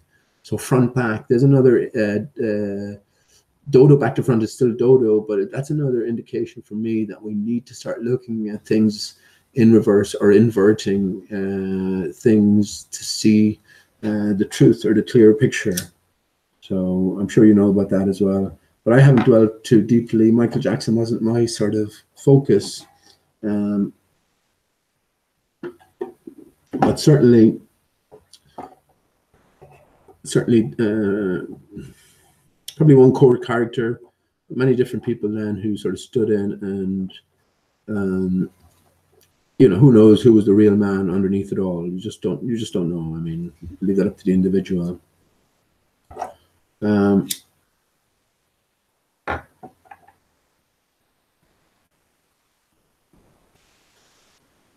Okay. So yeah, that's a very interesting connection. And it's, as I said, it's not I'm not going to dwell on this, but it's not an isolated connection between Michael Jackson and the dodo. I've talked about this loads of times. Kid A from Radiohead literally been the fucking soundtrack to the 102-minute movie we were presented with as live on 9/11. So song number 10 from Kid A is motion picture soundtrack. So that says a lot itself, especially Maggie coming from what we've found out about, like, you know, via September Clues and beyond. So motion picture soundtrack says a lot, but it turns out that Thom Yorke's nickname, lead singer of the biggest band on the planet, or the plane, if you will, pretty much the most popular anyway, among artists especially. It turns out that his nickname as a youngster was in school was Dodo and also Salamander. So that's very interesting, isn't it? And more important in that reference anyway than dodo is salamander to me. And I talked about this as well. What does a salamander represent? Well, it represents an animal that can regenerate. So in times of stress and necessity, it will forego a limb to save the central core and, you know, regenerate or regrow it then in quick time. So I think this is significant beyond the dodo. So the dodo is a story about the division. That's what I keep talking about. And then the salamander is the story about the regeneration. So that's interesting. And, you know, none of these things are true. So yeah, there's a greater message being presented through these things. But how many people would gather and pick up on these? I don't think, not too many. So what am I supposed to do about that? I can't change. I won't ever change my mind on that. I can't change my mind on that because, you know, I didn't come into this knowing this. But now it all ties in. And none of these things are incidental. As I said, you just connected the Beatles, Michael Jackson in terms of Five Alive Dodo with Thom Yorke of 9/11 fame. There we have Thom Yorke. Thom is the name for the sun. York, New York, right? The York, right? So that's just two connecting most famous personalities, I guess, in their certain areas. With the dodo. And I also say that Michael Jackson or Paul McCartney, both Paul and Paul, you see, this is why there need to be two of them, a real one and a fake one, because dodo is all about division. So it's when you put Paul and Paul together, then you get the dodo.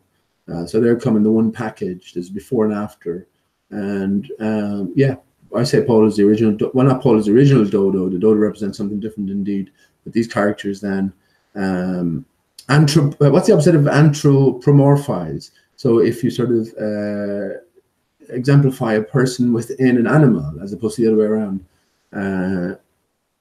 anti-promorphize, anti-conmorphize, something like that. So yeah, Paul and Paul were the dodo as well. And of course, we know the connection between Paul and Michael Jackson. Then he bought up the Beatles catalog. So, you know, all of these things are interconnected. And this is the sort of the level of it's not even thinking. You don't have to be fucking smart to do any of this. I guess you just have to be paying attention.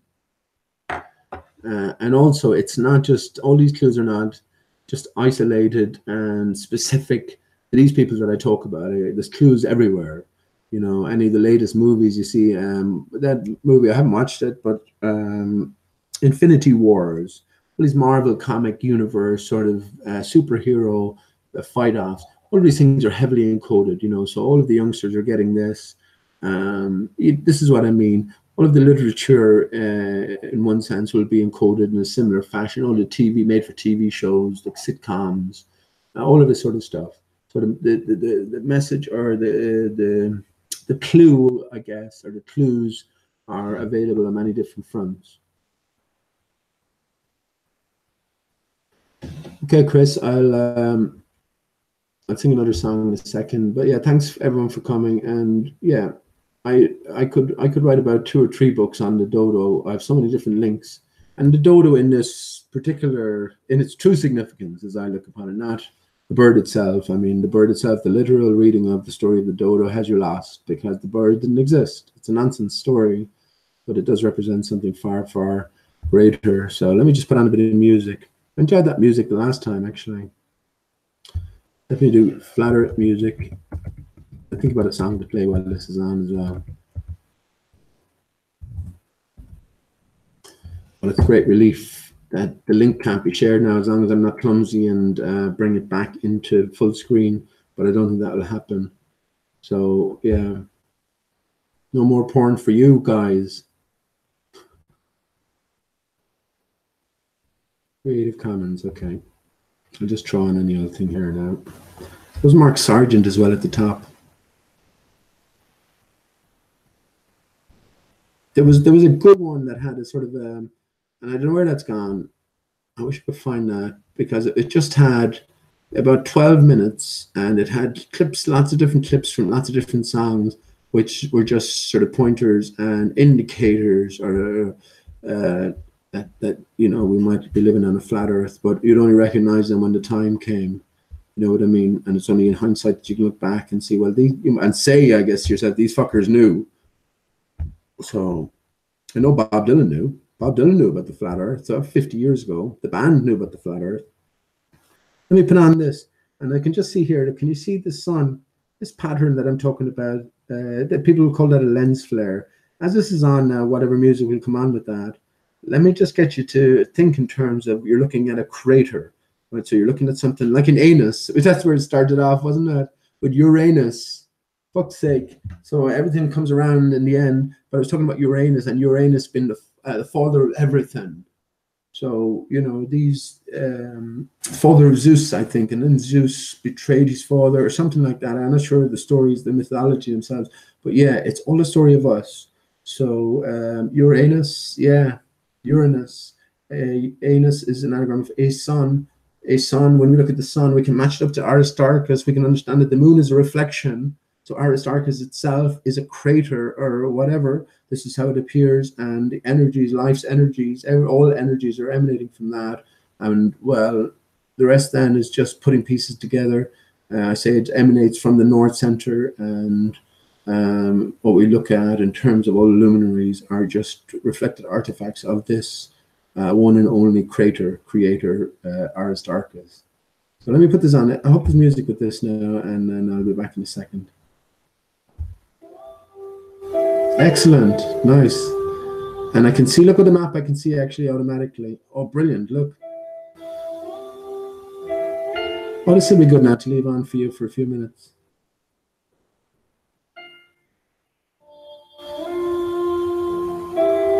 Oh, there's the map. Look at that map. That's next playing. That's an Orlando Ferguson map. Whereas if we take it that the Earth is flat, then the contour of the thing reflects the contour of the sky. So this is the key. Everything is inverted. So let me. This is a bit slow, I think, is it? Let me put it on here for the visuals. Keep your eye on the sun.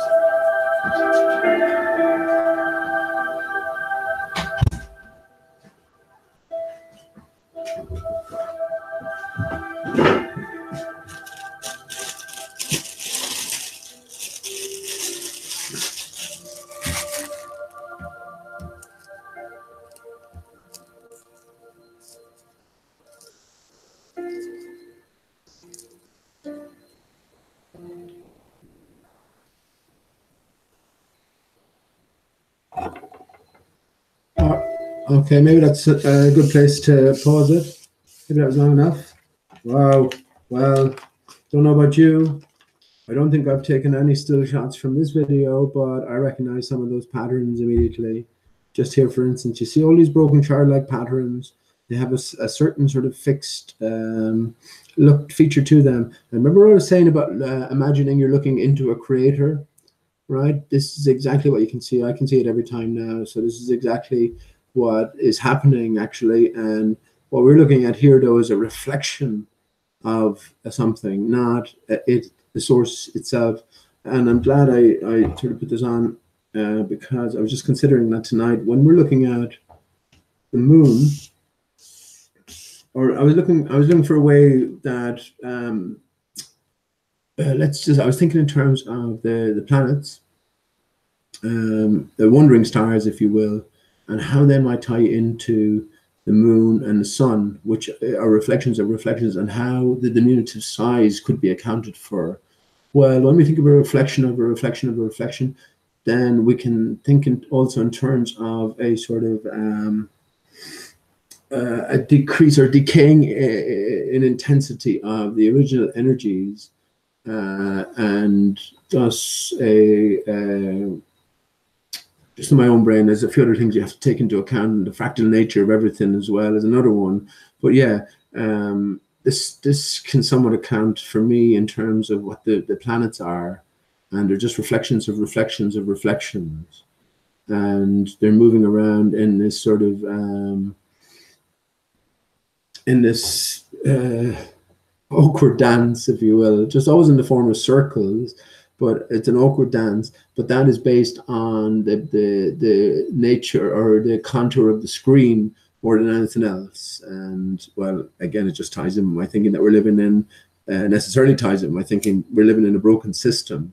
So this is where my mind sort of goes, and I think in a big sense, yeah, that's very reasonable to me in my thinking. Well, it'll sound like complete gibberish and nonsense to anyone else, but look, we can see this shard-like pattern, and it's always the same at the bottom here. They're broken off. Look, they're broken off, and the same at this side. And over here, then there's a few particular patterns. Let me just reduce it down just to show you, right? So I got this. You can see that I got this from a completely different source. Just another hydrogen balloon footage. Where is it? We got loads of them here.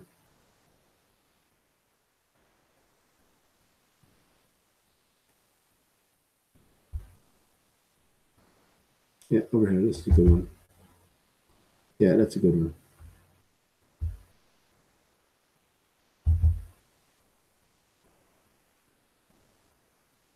Now, if you look at the two of these side by side, hopefully you can see that on the screen.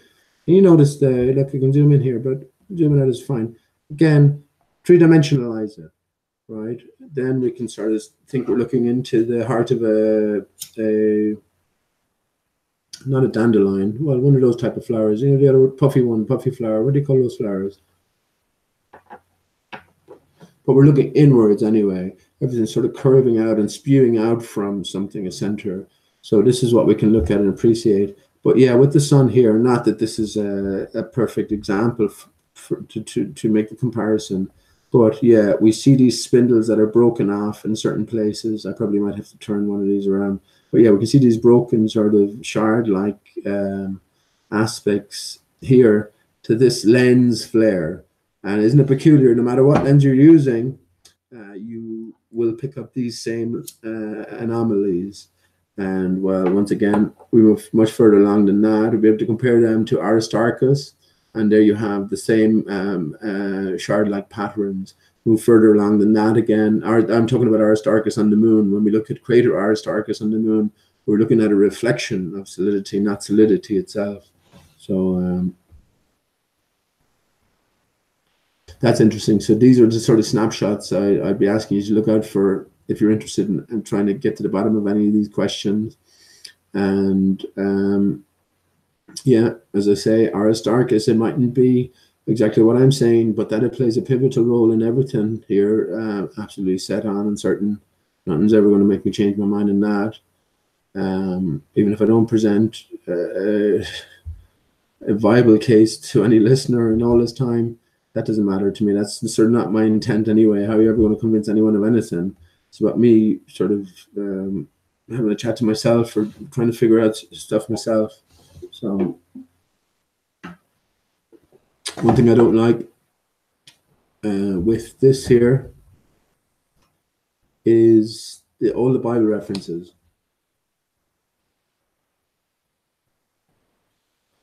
So again, Bible's waiting at the door of the flat earth for us.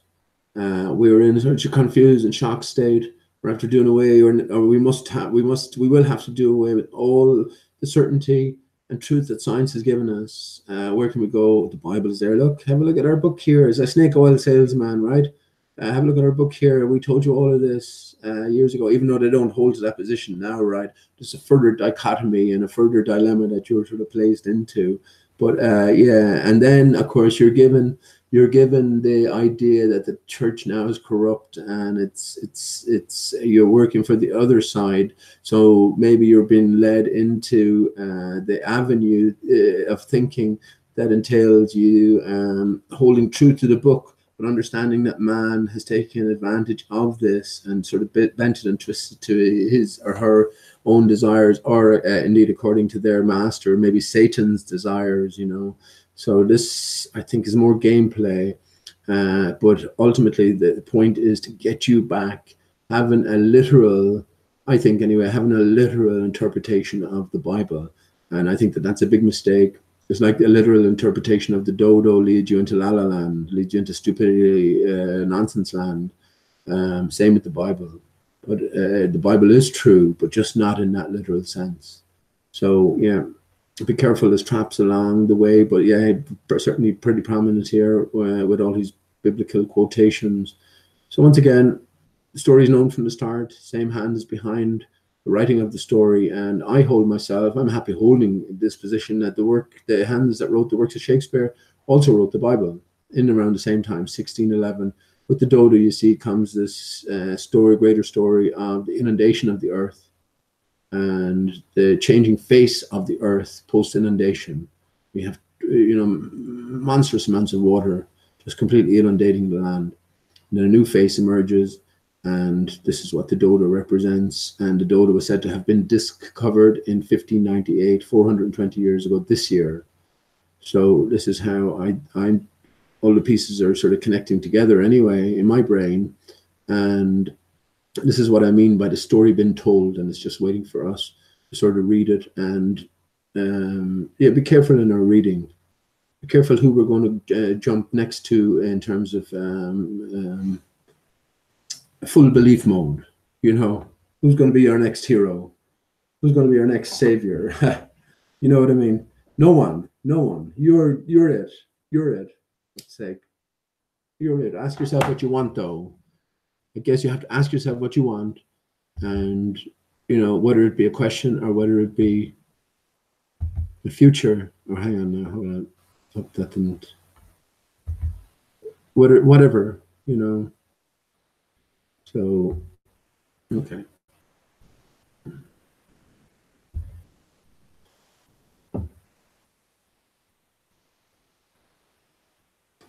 Okay, hi lady.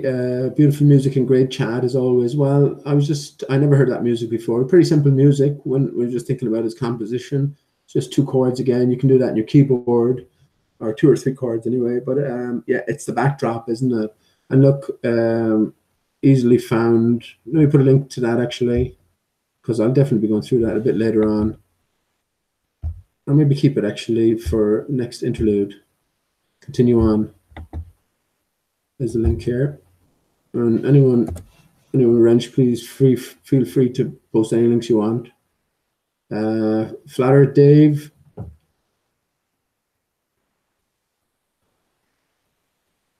you doing, Dave? Good to see you, man. You're not Dave J. Flatter Dave. If you are, well, good to have you here. But if not, well, that's okay as well. If you are Dave J, Dave, you got to start looking into ARISTARCHUS, man. And maybe that's this projection center that you talk about, and FPV Angel talks about the projection center as well. So maybe that's maybe that's what it is, but it's something along those lines. It has that sort of prime importance and significance to it. Yeah, good stuff. All right, okay, Lady Onyx, thank you. Okay, well, I will play another song now for my own amusement, I suppose, more than anyone else. But I'm just trying to think which song I can play. Let me decide on that, and I can get back to it then.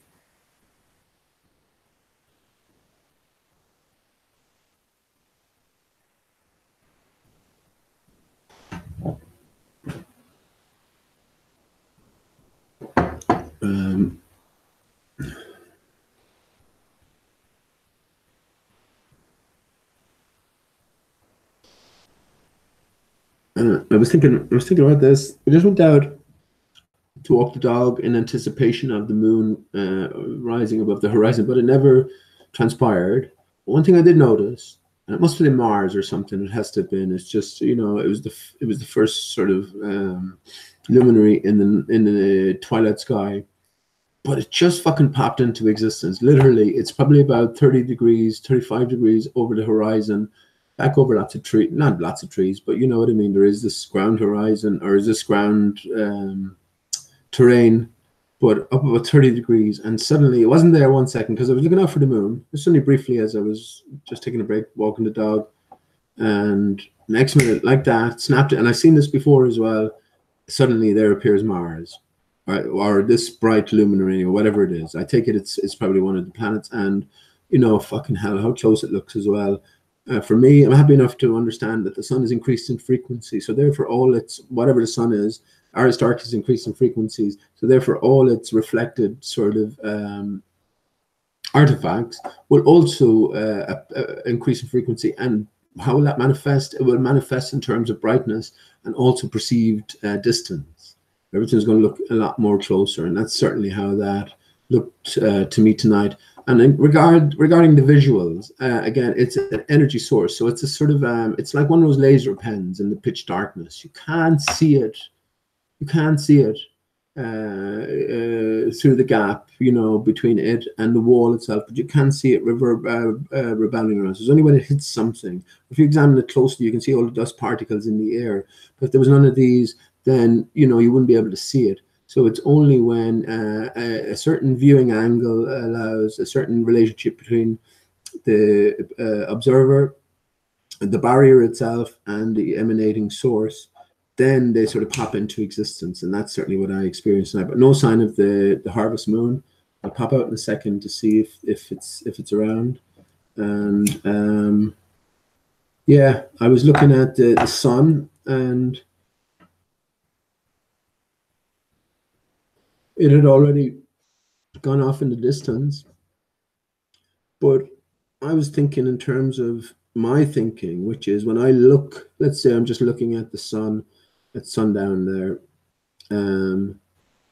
I'm looking at the point at which it hits the barrier. So the reflection hits the barrier, which is the point we're all looking at. On Jamie's hangout there, I left people with the thought that imagine yourself in a huge warehouse, and imagine lots of different people you didn't know about strewn on different levels, in different areas in this massive warehouse. But what you didn't know, you were kept away from one end, there's a massive mirror. And somewhere in the crowd, there was someone shining a laser beam or some sort of invisible light. Laser is a good example, you know what I mean? So people couldn't see where it came from, and all they could see was the reflection. Where would everyone locate? First of all, how many people recognize it was reflection? Where would everyone intuitively try to locate the reflection back to? And just generally, what would be the disparate sort of feedback you'd get from people who experience it? You know what I mean? This is the sort of thing we have to be aware of. And this is, in a big sense, I think what I think is what's happening. The distance, the only distance you have to measure is the distance from the guy in the warehouse who has the laser and is shining it at the mirror at the end, and the mirror itself, right? So the reflection point. In terms of the distance to the sun, that's all you have to measure. Now, I'm thinking if the sun is around equatorial areas, that would be along the ground, maybe a distance of 3,000 miles. Now, if we did the trigonometry on that and roughly just say that one side is 3,000, the distance, I was going out my own thinking, distance up is 60 miles, so a very shallow angle. Then you're going to get a hypotenuse of something very close to 3,000, maybe 3,300 or something, 3,400 or 500, whatever, miles. So that's the literal, if you wanted to talk about a distance from you to the sun, that would be the literal distance you could agree to place it at, the point of reflection. So I was thinking about that, and you know, how could I tell what something would look like from 3,000 miles? I was asking myself. When I looked or in that direction, all you have are these nearby clouds to gauge the distance. There's no other contrast whatsoever. So that you could be seeing 3,000 miles into the distance on that hypotenuse. That was perfectly acceptable to me. you know, and most especially then when we start to sort of re-examine what we think or might think these luminaries are. As I talked about just with the laser pen, they're not the lights themselves. They're not, the light is a sort of an effect, right? But they are these energies, and they are reflecting off of a watery, in my mind, electromagnetic mirror-like barrier, and they are then passing through the water everywhere. That's a part of the system, and then we are experiencing it in terms of light, which is just water particulation excited, right? And yeah, getting back to the original, no problem entertaining the idea that I'm actually looking 3,000 miles into the distance. I would have no way to know or gauge it. Now, you might talk in terms of distant objects appearing a lot smaller. Well, we're not talking about objects here, talking about reflections and how might they behave. And then, as I say, when you take in the atmosphere into consideration, and we all know the magnification properties of water, then this paints a very different picture, or this adds a load of different, I guess, justifications in one sense for having this sort of picture painted for myself. So,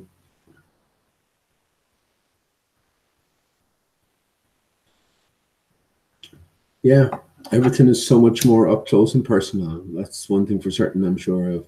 But yeah, that's where I saw those clouds, those gaping mouth clouds, as I said, side by side. Okay,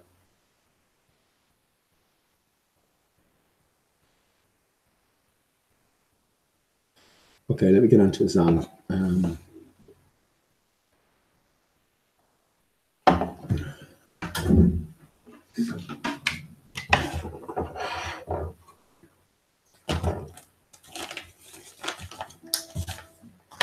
Yeah, that's what I'm thinking as well. I generally don't cover anything too much in detail, right? But I do get to the punchline. So the punchlines that I do come out with, they remain sort of steadfast. Pretty much the things I'm saying now, I've been saying for a while.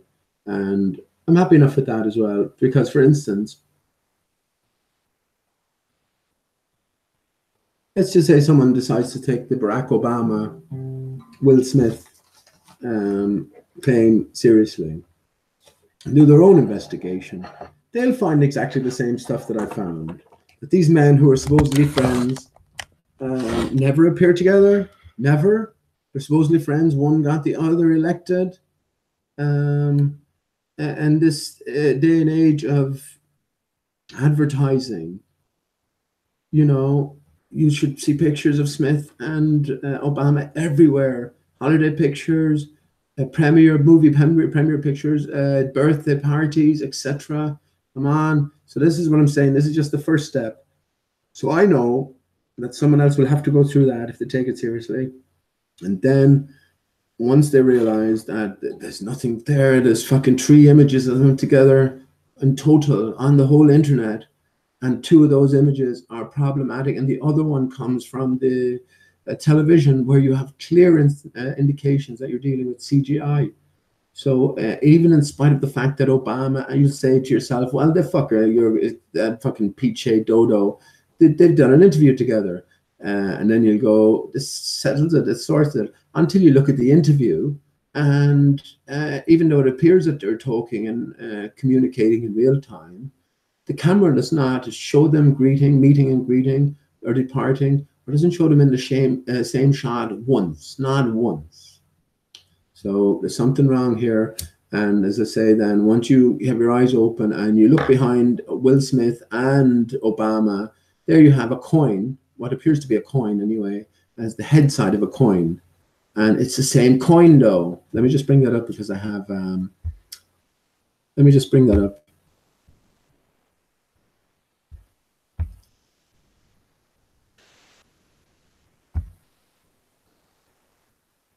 Here we go, I have it here.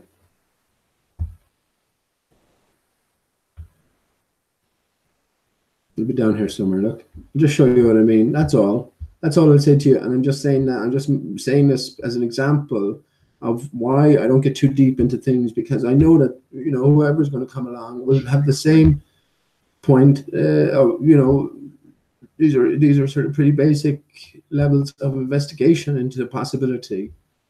And this is a whopper of a possibility. But look behind Obama here. I'll just do this. Look, we have this head. Let me put that into high definition.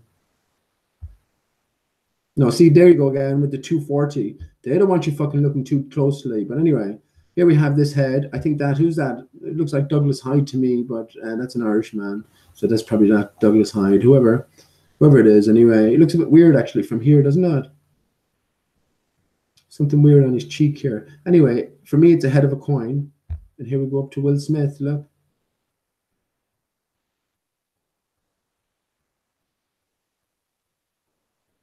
Well, here we go. It's clearing up small, but no, not really though. Here we go up to Will Smith all the way through. It's like this, so I can just skip through here, look. Skip through me loo. Nothing. Nothing, all the way through. And there we have the same head, right? So why would the White House or some VIP place that caters for interviews have this decor in both places, unless it's a pretty prominent coin or something? But again, this is all a set, and it's all loaded with clues. Let me just get a picture where we have. You can just see the head behind Smith here. So are they giving you a clue? You're dealing with two heads to the same coin. You're damn right they are. You're damn right they are. And I can say that definitively as well, because I know that that's just a tiny part to the puzzle. If I came along and said, this is the only piece of evidence available, and this makes the whole case, then of course you can object strenuously. But no, there's much more to a story than that. But isn't that interesting? You know, that's another little clue for us to follow. And for me, it's just, we're always meant to find out this stuff, or at least we have the ability to find it out. When you do find it out, then maybe you'll view the greater experience in a different light. Necessarily you will. Where you might come out, well, then you need to move further on. I talked about the 2015 Economist cover. Let me bring that up again and get rid of that. So yeah, you don't see the two of them together. That's purposefully done.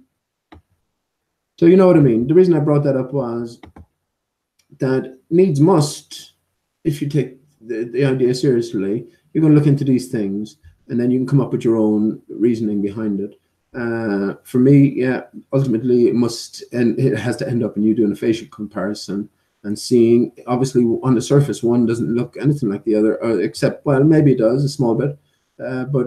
Yeah, let's see. Obviously, something would be required to change the appearance. Let's see if there's any signs or indications that something has been applied to one of them. And you do indeed find that's the case. So all of these things put together, you can state definitively that one is the other. At least I can, to myself, not to you, not to anyone else. I'm just talking here, man talking. Here's what I'm looking for here, look. So once you move beyond that, then you pay attention to stuff like this. 2015 Economist, right? And you look down and you see Alice here. Alice is all of us. Now, remember I pointed out, I could talk for ages about this. There's Mark Sargent's microphone there. There's Patricia Steer's guitar. Don't tell me that these things are coincidence. Mark Sargent Pepper, Mark Sargent Prepper, Mark Sargent, Sergeant Pepper, Sergeant Pepper's Lonely Hearts Club's band. Sergeant Pepper's is all about Alice in Wonderland. The whole album is. So this is intrinsic to all of it. And look at the way Alice is, everything is inverted, right? So within the cartoons, we find the reality. Alice is all of us looking on at the puppet show. These are all the puppet shows, and they're just to be used to sort of follow the clues. Understand that these are all mask wearers. Well, our clue here was the Beatles with the hand over the head, the hidden hand. Here's Putin. We follow the leader down. His knuckle is pointing downwards, as is the Piper. Follow. Here's a Babel fish from Hitchhiker's Guide to the Galaxy. But it's fundamentally, you know, just a simple puzzle to follow the arrow. As we follow the finger and the flute down, we meet the plane, points to the rugby ball, points to the panda. You can even see a big, massive arrow in between his legs, but also on his chest. I've driven over it. You get up to Angela Merkel here. It's like an obstacle course. Well, if you go left, you get chopped to bits. If you go right, though, along the arm, you'll see pointers. There's a shadow of Obama's hand, and it seems to be pointing across, well, to this guy, where there's a direct pointer up over his nose, up to the top. If you go left, red is stop. And if you go right, then you have these two in unison with the hairs pointing downwards. As you go down, you move down, and look, we're moving on a thread all along. Who do we meet but Spider-Man on a thread? As you follow Spider-Man up, His left hand is no good because it's in the pocket here. That's just a dead end. His right hand, so his right lead all the way up to his right hand. And lo and behold, when we come to his right hand, here we're met with an arrow pointing down, fingers pointing down from David Cameron, right? And we're pointed down at this picture, and everything is inverted. So I realized this in the course of it, that when you flip, the eyes were looking to the right here. So when you invert it, that's actually a picture by Michelangelo, I think. And the actual picture is her looking the other way. So when you do that, then you find Alice, which is all of us. Look at the manly sort of features on her here. This is all purposefully done. Looking at the Cheshire Cat. And here we know, look, you can see the arrows again, arrows pointing inwards, right? We found that the 33 was on Obama's trouser leg, but it was pointing over here. And this is amazing. Like, this is an amazing, I don't believe there's anyone else in the world who found this and who understands that this is the true decoding. And much has been written in conspiracy circles regarding exactly what, because people believe that the elite have to tell us what they're doing, and that way it clears their sort of conscience or karma or whatever. But I don't think there's a person in the world who has followed this, what do you call it, pathway, and that it is deliberate is absolutely beyond doubt, because when it turns out that the solution is, well, this is not a ghost, this is a condom, it's a prophylactic, right? It's a condom. Here we have 2 islands for eyes, and we were already pointed to here, look, within this clue, and there's another clue for you in terms of the oval shape of the Earth, or in the confines. You can talk about the Earth in terms of the confines, but I use all these terms loosely because I know that Earth, well, everything goes back to Aristarchus in a different way. But yeah, once we understand that this is a prophylactic, a condom, but we keep following the arrows, right? So here we have along the ghost's arm a pointer upwards. So from our position, that says OD. If we invert it and come downwards, we have DO. But if we look in the corner here, look, you have this. This can get away with being a wave, all waves. But this is no business being in here. Look, this S. And the S is, well, when you mirror it, it's 2. So do, do. So, and there we have a tropical island as well. So that the solution to this is the dodo and Mauritius is beyond doubt. And especially when we consider that Alice in Wonderland finds herself in the company of the dodo in chapter 3, a caucus race of Alice in Wonderland. So this is what I'm saying. These are just a few of the clues. On Obama's trouser leg here, there was a clear 33. Now I can't undo this, but I have other pictures where it's clear. You can just look in it yourself. And this is very pertinent itself. But this is an idea that, look, you're not to get hung up in the characters. It doesn't matter who's playing any of these characters or what they know or what role they're involved in. What matters is, you know, you, Alice, is all of us. This is the greater story of you, and we can look on. We are of the utmost significance. I've often talked about the turtle here and the elephant. So the turtle, on the back of the turtle, we have giant elephants, 4 giant elephants, and then we have the disc of the earth. Well, this is all representative. The turtle, for me, represents longevity and water, saline waters especially, you know. Elephants then represent strength and dry land, you know, along with many other things, but they're the primary things. And then the disc represents the face of the earth. So that's why the dodo would be the solution here. See, at the very start of this puzzle, remember, this is not just like Michael Jackson, like Thom Yorke. This is not just fucking some, by the way, local story. These are characters put in front of us on an earth-wide scale. So this is how significant this is. And indeed, the Economist magazine itself is the biggest, in one sense, you could say the most informed, most important magazine on earth, you know. So yeah, here we go at the start. There's a turtle missing a payload. So he's missing an elephant. We look down here at the reflection, and there's literally an elephant there. I'm not going to go through it. There's literally an elephant with that red reflection aspect. That's the part of the eye. The ear is over here and the trunk is coming around here. You can see that yourself. And you can even see a few elephants. Another one is sort of jumping out at me straight at the screen. So the elephant is right next door. Where is the disc of the earth? Well, here it is over here, look. But there's more to the story. More to the story, and that's why this is pointing us up, and again, ultimately, to Dodo and Mauritius. And just to let you know, the island, this is Mauritius. Next door island is called Reunion Island. So this is the prophylactic or the condom sort of clue for us. But yeah, Dodo and Mauritius, perfect. So yeah, this is the layer beyond getting too engrossed in the actors that may or may not be Will Smith, Barack Obama, or ultimately Will Smith. You know what I mean? That's certainly what I've done. I satisfied myself that that's the case, and then sort of moved on, even though so many people are going to find that absolutely objectionable. But what can you do?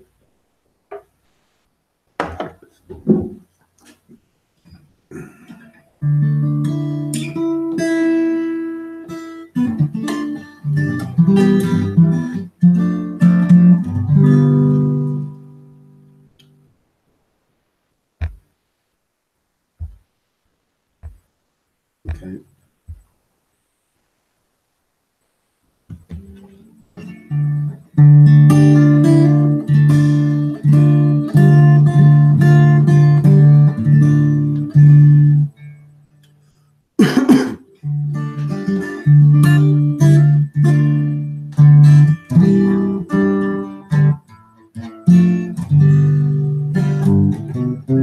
I don't know where I've been so blue. I don't know what's come over you. But honey, now I do.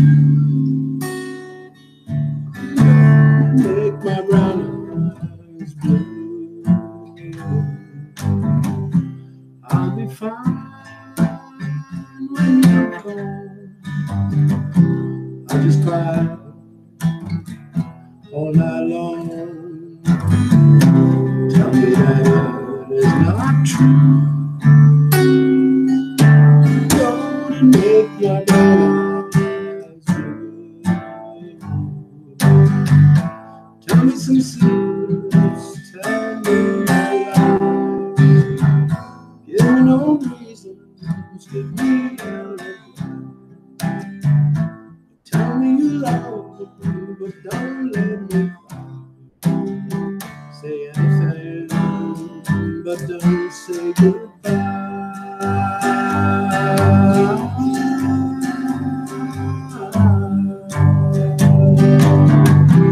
I didn't mean to treat you bad. I didn't know just what I had. But honey, now I do. Make my brown eyes blue. Tell me no secrets, tell me some lies. Give me no reasons, give me alibis. Tell me you love me, but don't let me cry. Say anything, but don't say goodbye.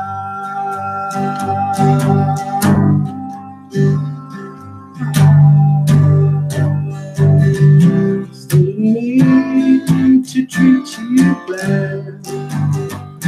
I didn't know just what I had. Oh, but how now I do. Don't make my brown eyes, don't make my brown eyes, don't make my brown eyes blue. Don't make my brown eyes, don't make my brown eyes, don't make my brown eyes blue.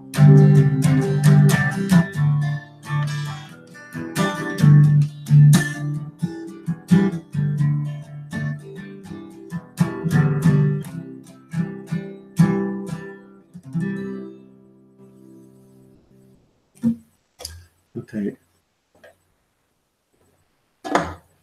I'll sing one more. So I don't sing these songs generally. I don't sing any songs generally. Actually, it's another thing I haven't written in a while. Now is the song.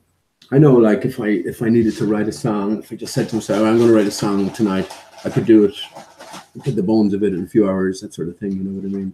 But that's certainly one thing I'm not doing too much anymore. I don't read books anymore. I don't do many things anymore. Like in one sense, that's because I suppose I've done them. I've written loads of songs and read loads of books. But in a different, and then I found out about all of the fucking deception in play. But then in another sense, I understand that if you ask the right questions, or if you want to know certain things, then it will come to you. You know, because the answers are pretty much everywhere, in many different forms and fashions. So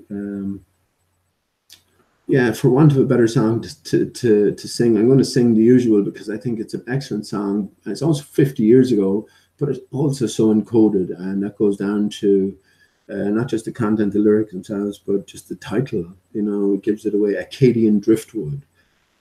It's by the band, and about.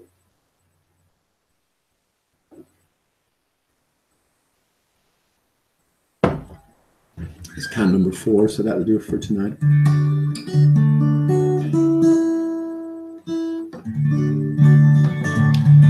Yeah, so the title itself, what is driftwood? Well, it's wood that has come apart from its source, generally due to some sort of catastrophe or catastrophic occurrence. And yeah, what is Acadia? Well, I think you should know what Acadia is. Shangri-La in one sense, and some of the words are very personal. So yeah, I'll enjoy singing this.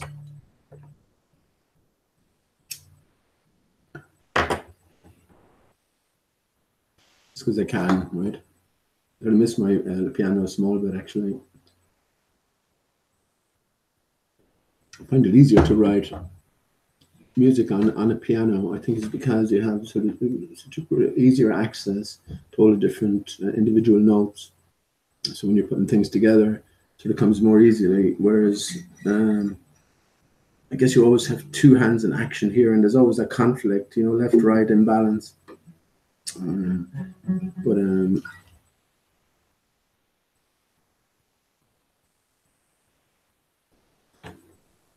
Definitely still encourage everyone to pick up some sort of musical instrument or have some sort of musical expression and outlet.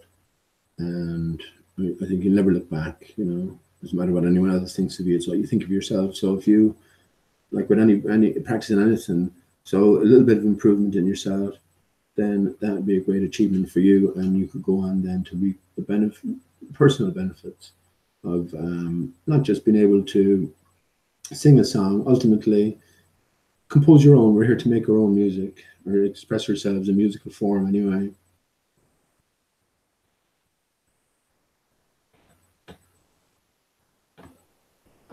Okay. So having said that, I definitely should play a few of my songs one evening. I'm not sure how many more hangouts are going to be here. I should definitely play a few of my songs. I'll definitely put a few together. But for tonight, I'm going to just repeat this one. But Acadian Driftwood by the band. If you haven't heard it, just do yourself a favor, go on YouTube, and you'll hear a magnificent job. It's about a 7 or 8 piece band as well, so you have all of the different harmonies and contributions. But more importantly than that, it's a flat earth song, but it goes beyond flat earth. And certainly for me, they're making reference to giant trees, destruction, big battles up north.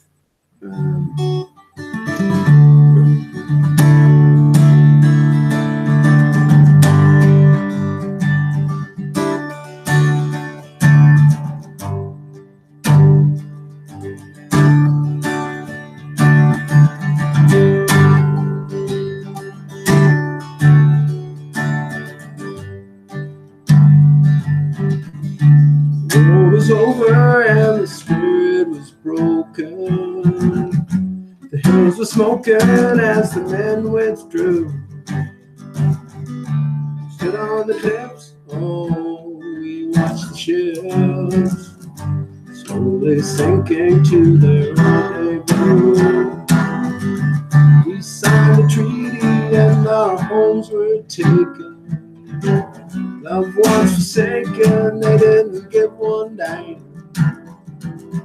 Tried to raise a family and met the enemy. Oh, but what went down on the plains of Abraham? Canadian driftwood, gypsy tailwind, they call my home the land of snow.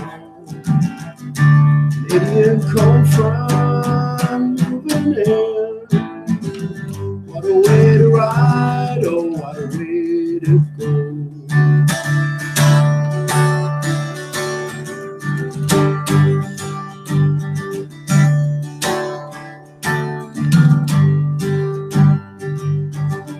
And some returned to the motherland. The high command had passed away, and some stayed on to finish what they started. They never parted, they just built that way. We had Ken living south of the border. They're a little older, man, they've been around. They wrote in a letter, life is a whole lot better. So pack up your sticks, children, and come down. Indian driftwood, gypsy tailwind, they call my home the land of snow. An Indian cold front moving in. What a way to ride, oh, what a way to go.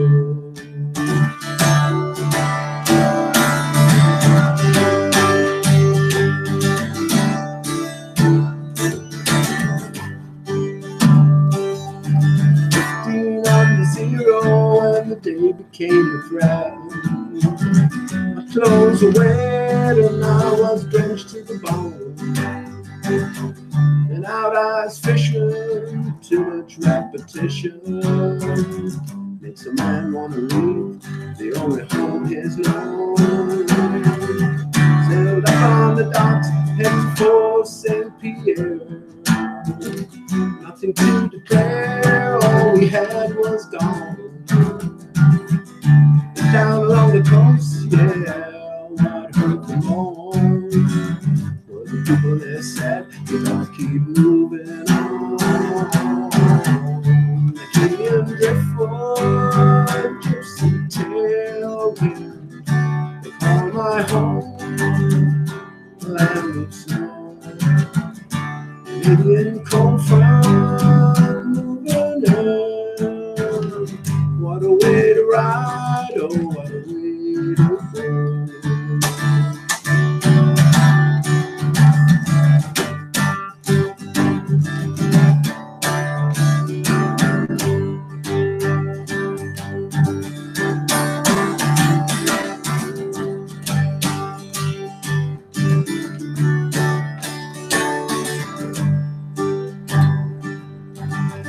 Everlasting summer filled with ill content. This government had us walking in chains. This ain't my turf, no, this ain't my season. Can't think of one good reason to remain. Worked up in a ship of friends down in New Orleans. It was evergreen up until the flood. You could call it a nomad and point you where you're going. Send my compass north and I knew my God. The Canadian driftwood, gypsy tailwind, on my home, land of snow. Canadian cold front moving in. What a way to ride, oh, what a way to go.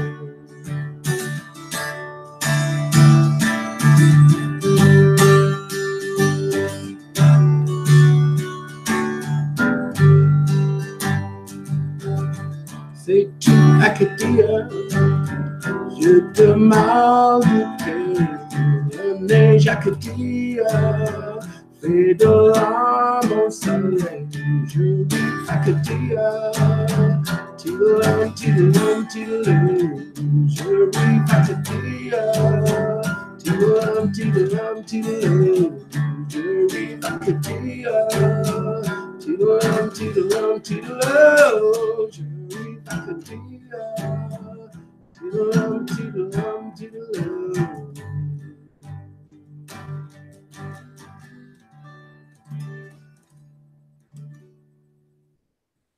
Sharif Akadia, Tweedledum, Tweedledum, Tweedledoo.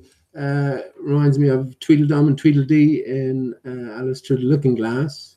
Definitely a recommendation. After, I think, that encounter, she meets Humpty Dumpty. So Humpty Dumpty is definitely not who you think he is or what you think he is. And yeah, that was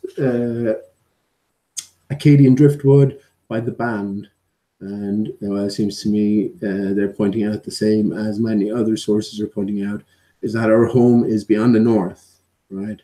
Acadia, and you know, I know there is a town or place name called Acadia, but there are many place names. This is an idea which transcends the sort of the literal, if you will, and yeah, all arrows point north. Well, except The Economist 2015 arrows there, which pointed you towards Mauritius. But then again, I don't think north is north as well. I think everything is sort of rotated 90 degrees.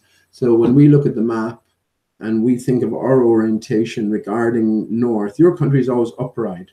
Whereas let's just say Ireland and England, for instance, in actual true relationship, I think it would be fair to say that they're more turned 90 degrees. So Scotland is pointing this way, and the north is up here, as opposed to Scotland pointing that way and the north being up here. So that sort of idea.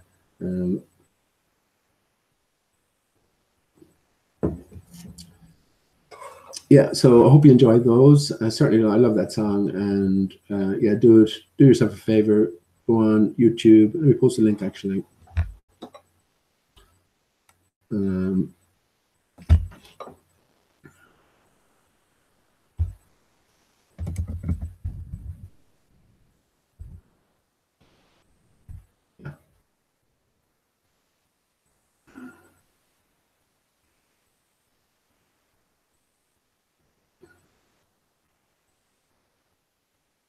Yeah, I'll post the live version of it.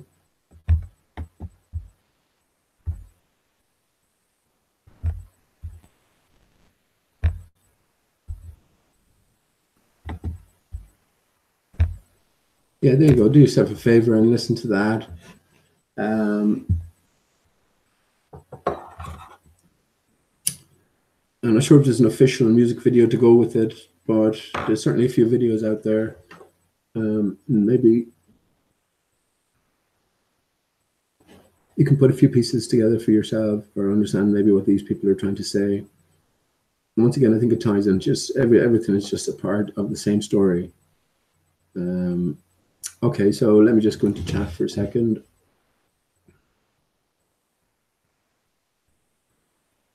Okay, that's a deep one. FPV. The real Illuminati are in the underworld. Their projections follow them across the sky. Well, my thoughts on this, of course, wouldn't be a million miles off, because if we think in terms of an inundated Earth or destroyed Earth, then, you know, whatever was left behind, you know, sort of control centers of everything could have been at the base level, which to us are under sea.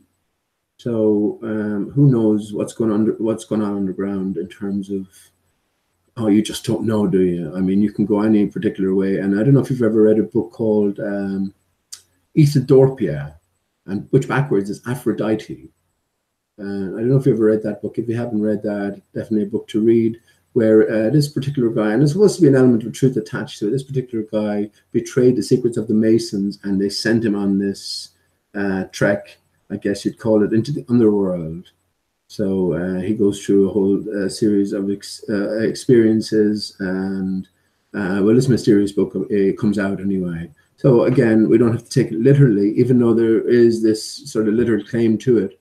But yeah, many clues in terms of that, and in terms of just exactly what type of life, if you will, or powers could potentially anyway be in operation beneath us.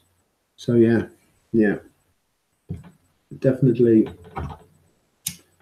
want to consider. Not sure how much to dwell on it. You know, how far can you can you go with that?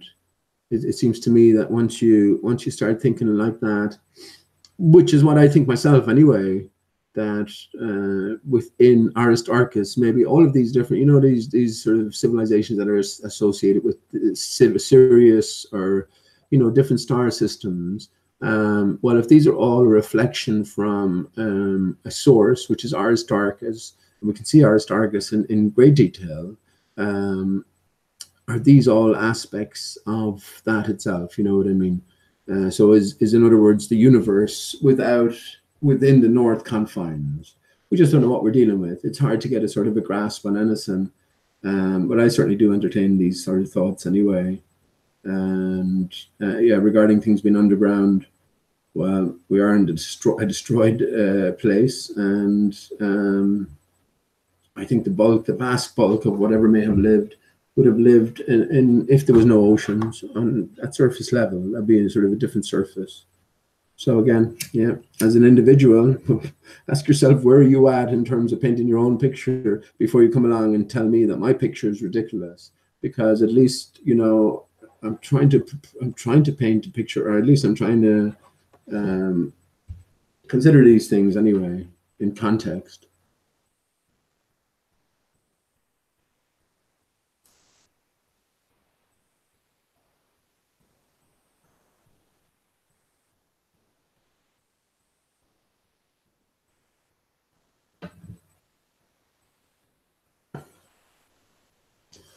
Oh, well, interesting. As above, so below. I mean, how can we relate to that? How can this is my question at Phoebe Angel, because I think everything relates to the individual. So if something doesn't make sense to us, right? Not make sense to us, if we can't relate to it directly, and there might be a viable explanation, but it will be outside our ability to sort of have a tangible relationship with it, you know. And I think that ultimately the answers do involve us and everything that we can relate to in such a sense, you know, directly and intimately. So when you say as above, so below pertains to the relationship between the physical projector and the projection, the Father, the Son, the Holy Ghost is the invisible electromagnetic link between the two. You know, that's it. You know, it's very interesting, and it's a very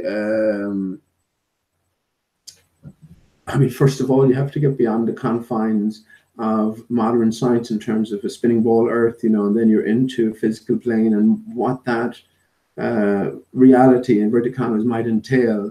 So there's no way to prove any of these things. It's an association of ideas. So we try to identify the physical and then understand maybe some of the symbolism ingrained within, whether it be religion or secret societies, iconographies, etc. You know what I mean? So it's always trying to put pieces together. But I think it's clearer than that. I really do. I mean, we can all look at the moon. From my point of view, the Father, Son, and Holy Ghost refers to Aristarchus. On the moon, we're looking at this. It's a pit. It's described. Aristarchus is found in a pit. This is what I say the bottomless pit is. It's like two parallel mirrors. When you're looking at an object in two parallel mirrors, that's a bottomless pit, especially if it was a pit to begin with. So I'm just telling you along the lines that I'm thinking of. So yeah, Aristarchus found in a pit. Aristarchus is the father, and the son then is Prince, right? The Prince is it's in the, let me bring it up to you if I show you. Perfect example. I'm just saying, because this is the tangibility to this. We can all look at this, and if we can sort of make inroads into understanding what we might be seeing, then this might make a lot more sense. That's what I'm saying about the tangibility to it. Now, I know you can say that there are, of course, realities associated with electromagnetism. That's undenied. But in terms of that greater connecting power. We then have to go in and start defining what is electromagnetism. You know what I mean? And this becomes very difficult then as well, doesn't it? So how we can't relate to that as the individual. And I think, you know, that the truth out there, every individual on earth has the capabilities of recognizing it, just with sufficient information. And I guess, in one sense, sufficient tools. You know, this is important as well. And of course, we have this ability now to hang on. Let me just go through here. Yeah, here we go. Let me show you here. So this is perfect example here. Okay, let me just go into. Yeah, that's fine. I can share that again. Oh, that was a great independent realization for myself there. Just flipped the old Google screen halfways. Necessity is the mother of invention, as they say. Absolutely. So here we go. Yeah, this is what I mean.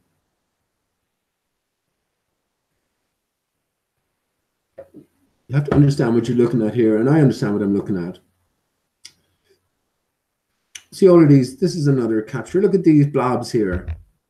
These are all reflected artifacts of the same thing. Everything we're looking at here is the same thing. It's the same outline. So it's the one and the same thing. This is a partial reflection of it down here. Look, as you see. So we're only getting sort of 3/4 of it. This is just an outline of maybe the top layer.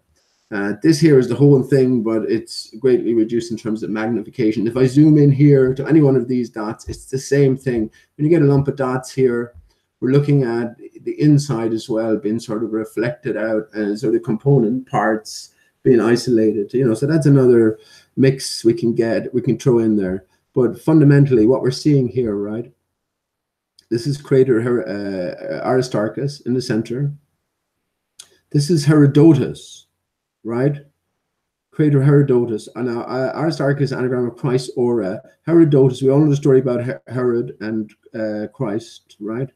Also, before Aristarchus was named Aristarchus, it was called Balthasaria, right, as the narrative goes. So Balthasar, we can also associate it with the nativity story as being one of the 3 wise men who brought the gift of myrrh to the young Christ.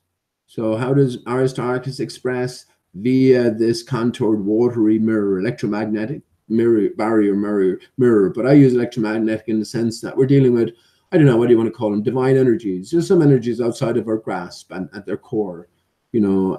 So electromagnetic, but it is a vague set term, isn't it? Anyway, so Balthasaria, this is how Aristarchus, and this is all there is here. This little mound, see this little mound here. This has been what's been reflected around over and over.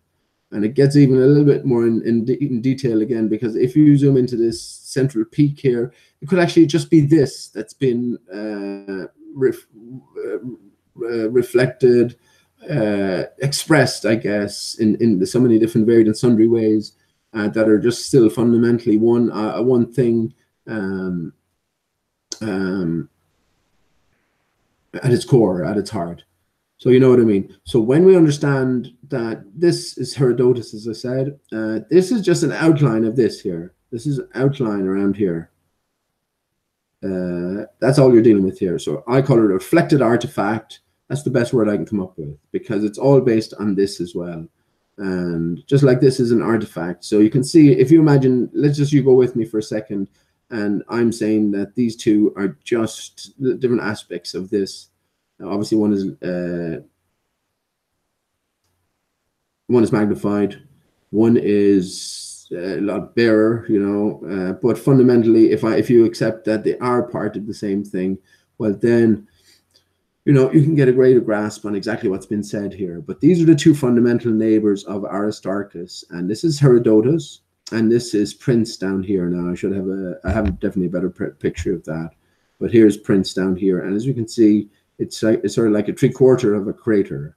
Now, there's the father, Aristarchus, right? There's the son, Prince. And Herodotus is the Holy Ghost, because it is this ghost outline. And even when you go into Wikipedia and you get some sort of, or whatever, through whatever scientific sort of means, you get a description of what's going on in Herodotus. It's all very strange and all very sort of fantasy fairy tale like. but this is where the Holy Ghost comes into it. It's a ghost-like crater. So this is where the Holy Ghost is, and so we have the Father, Aristarchus, the Son, Prince down here, and then the Holy Ghost. This is what it says to me. Now, the point about all of this is, and I've said it umpteen times, Aristarchus is just not the story without. So this is all the luminaries, and it's the same with the moon. So everything else, this is from the moon, a snapshot from the moon. So everything else you're looking at is just a reflected artifact of this and this alone. Certain of it. Certain of it. So when you look at the Milky Way, when I joined up the Milky Way on the moon, or when I found it, and this huge swathe that goes halfway across the moon, we're looking at a section along here. Just sort of zoom in on it. And this is what we're dealing with. And everything else then is sort of overlaid artifacts, looking at something from a completely different angle, a different perspective, almost like looking at something like through X-ray as opposed to visible light, that sort of thing, through negative form. You're looking at all of these things. You can see that clearly on when you compare crater Tycho with crater Copernicus. So again, yeah, law of inversion in action there when there's not an infinite number of luminaries. There's one source, and this is what we're dealing with. It's reflected artifacts against a contoured barrier. So I say that this makes more sense to me, FPV Angel, because it's something we can grasp, we can wrap our brains around. You know what I mean? Now, because you don't go along with that, what I have to say there, that's fine with me. I can't help you, but I do know that if you make this comparison yourself, if you line up this and you line up this, and you look for points of similarity, you will see ultimately that you are looking at a section of this, if you will, from just a different perspective. Like a football stadium and a helicopter taking images from one side and all the way around the grounds or whatever, you know, then, you know, one particular image doesn't look particularly like another particular image, but it's only upon due consideration that you can match them up with certainty that you are looking at a set number of people in the stands or whatever. You know what I mean? So this is the situation here. But because we have these reflected artifacts, this is what I'm thinking about. Everything reduces down to this. Is this your central projection point here, the central peak of Aristarchus? Maybe, you know. But yeah, because this is more tangible, and because there's a context for it as well, and something we can all relate to, and understand that Aristarchus goes beyond that. Aristarchus goes beyond the external story. It goes beyond being responsible for all the luminaries, very possibly the barrier itself, which separates us from the water. It can be seen expressing everywhere responds to it. It's the sun, the moon, the stars, as I said. Yeah, it even manifests in terms of the layout of the ground beneath our feet, you know, and I can show that as well, or indicate it certainly strongly anyway. And that's another thing I have to do. Honestly, Jesus, that would be pretty easy to do, and that's pretty remarkable. Where you can match up Crater Barringer in Arizona to Aristarchus, so and so many other points as well. So again, it's a different matter. But yeah, understanding then that, you know, not only is the external story covered, but there's an internal story, and that Aristarchus gets to the very heart of our matters. That's why Aristarchus anagram Christ aura, or Christ is always Jesus, always pointing to his heart in the depictions, or not always, but for the most part, he's pointing to his heart. The depictions we see, again, there's a different story being told. When you look at the central peak of Aristarchus here, this is what the liberty flame represents. And fundamentally, it all comes down to our bodily fluids as well. For men, your semen. I'm thinking for women, maybe your period bloods, you know, and people have talked about this. Quasi-Luminous has talked about this on many occasions, and you can scoff or laugh or be disgusted by it all you like, but there's something to this, because it is a vital part of our lives, of our existence, our sexuality, how we came about, and everything plays a part in terms of this greater story. But yeah, that's what I mean in terms of Aristarchus applying also to within an internal story. In the heart of Aristarchus, we also have the word tar. Tar is an old name, or an archaic name for semen, right? So if you think that it's coincidental that semen and semen are so named or so similar, well, that's down to you. I don't. I think there's a definitive reason for this. And again, more clues along the path. So yeah, that's just where I'm coming from. But as I say,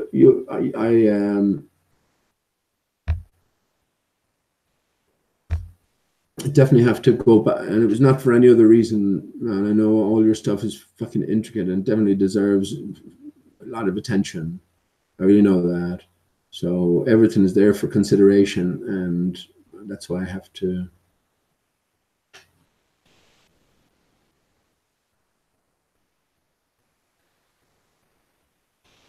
Yeah.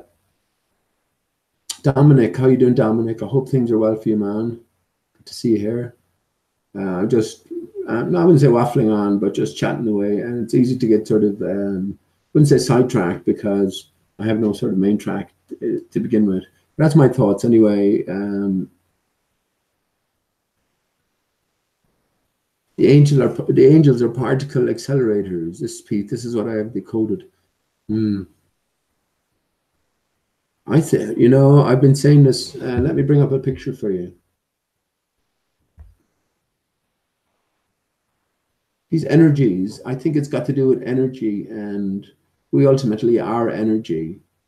And in our energetic form, we can sort of interact with anything, you know what I mean? So I wouldn't rule that out as being, we have to go back to understanding what the angels are then, you know, and this is another, I guess ultimately we end up going back to the Bible or something based on the Bible, isn't it? But not necessarily. But when we think in terms of all the fabricated material out there, this is where I think the Bible is valuable and is true in its own sense. Just not in that literal sense, even though there are literal truths in it. But, you know, this is never the way it was meant to be taken. And, well, you know, are we ready for the story? This is a good question to ask yourself. Are you ready for the truth? Because so many sort of scary things are contained in terms of possibilities within these works, that who knows what the real truth entails. And angels, yeah, absolutely. I mean, listen, man, I go along with the idea that leprechauns and fairies have a reality attached to them. Anything is possible. Anything is possible. I have my own idea on what angel represents and demons represent, but I mean, that's not to conflict with you. As I said, some very intricate work, man. It's great applause due to you, but I haven't, like, I don't go to too many places, not for any other reason. I mean, I think maybe well, it's like I don't read books anymore sometimes as well. You know, you're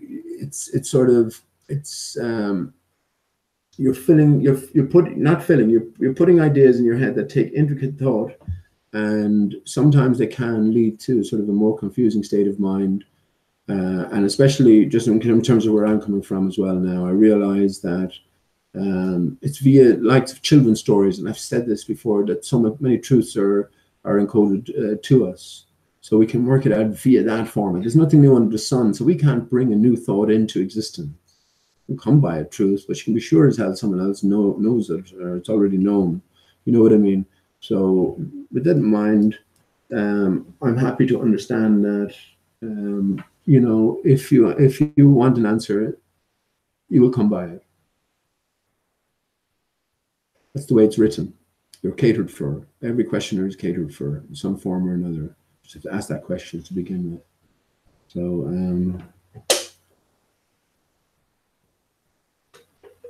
but respect, man, respect. And look, I'm betting that your work does not get half the attention it deserves as well. But I'm sure FPB, you realize, if you are genuine, that this is your own attempt to come to terms with the reality of your situation. You've been lied to about everything, and you want to know the nature of your home, and you've been led into wondrous places. You know, it's a lonely journey. It's just sort of a very isolated journey, because you can't bring anyone along with you, and yeah, at the end of the day, I don't think we're sort of, you're looking for any. We shouldn't be looking for any. This is our journey. We're just sort of documenting it here. And I've often talked about these hangouts that I have no idea who's listening or watching, and I have no idea what they're thinking, but they certainly have helped me just to speak out loud certainly lots of thoughts have occurred to me that I'm absolutely sure wouldn't have occurred to me just had I entertained the thought myself and developed it from there. So that's certainly the way I look upon this. And yeah, you can't really see beyond that, I think, anyway. How can you? Let me just, oh yeah, this is what I was going to bring. So this is the central peak of Aristarchus. Very, very interesting. Very, very interesting. And at core, I think this is what we're looking at here. This is, so everything else is a reflection of Aristarchus, but Aristarchus itself is composed of something like this at the center. And it's this, and it's environs, however you want to describe it. I think there's more to it than that. See the way the shade here and the light are partnered and paired. I think this is what's going on as well. And you got a sort of scattering between the two. So there's more to the story than that. But if I was to reduce it within Aristarchus to anything, I would say this here. And this is what the Liberty Flame is. And this is what, oh, you know, the chevron, the Nike swoosh, all of these things, this is what they represent. Absolutely set on it. I mean, it can't be anything else, just coming from all the different angles.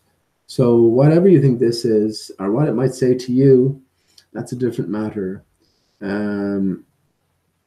That's a different matter. And look, we can zoom in, and as I say, see all these dots here?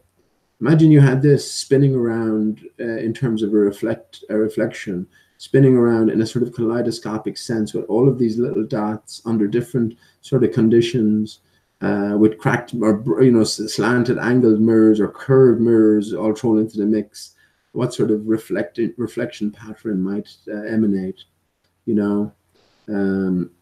It's along those lines I'm thinking. So what the hell is this itself? Well, is this the projection point? It's the source of everything. I don't know, where the powers beyond sort of pump up the power of the system. Who knows? I think this is based at the North Center anyway, FPV. I think this, we probably agree on that. The North Center is the operating center. I think we're separated from the North Center, and this is where this is emanating from. So however the arrangement and how it's transferred from the North to, well, I say the North Center to the outer barrier that we're under. Not quite sure about that. I have a few other thoughts upon that, which are interesting as well. It is waters beyond, and we are examining reality, and we're saying, like, say, for instance, the sun rises in the east and sets in the west. Well, we can set up a glass of water and move our finger in from the left, and when you look through a glass of water, it looks like it's coming in from the right. So there could be something like this in terms of illusion going on to completely reverse the motion of all the luminaries. But yeah, it just depends on that greater picture that you present, right? Or you paint. So in order to move on with any certainty, you have to have some certainty at each stop of the way. And I think maybe that will come with time, just for yourself, in terms of being happy with the picture you're painting. But that's where I'm at the minute anyway. And this is where it all stems from. So many clues here as well, but I don't want to go into that. Exit that. As usual, I don't get much talked about. I'm going to quit shortly anyway, because I didn't intend to be on for all night. Oh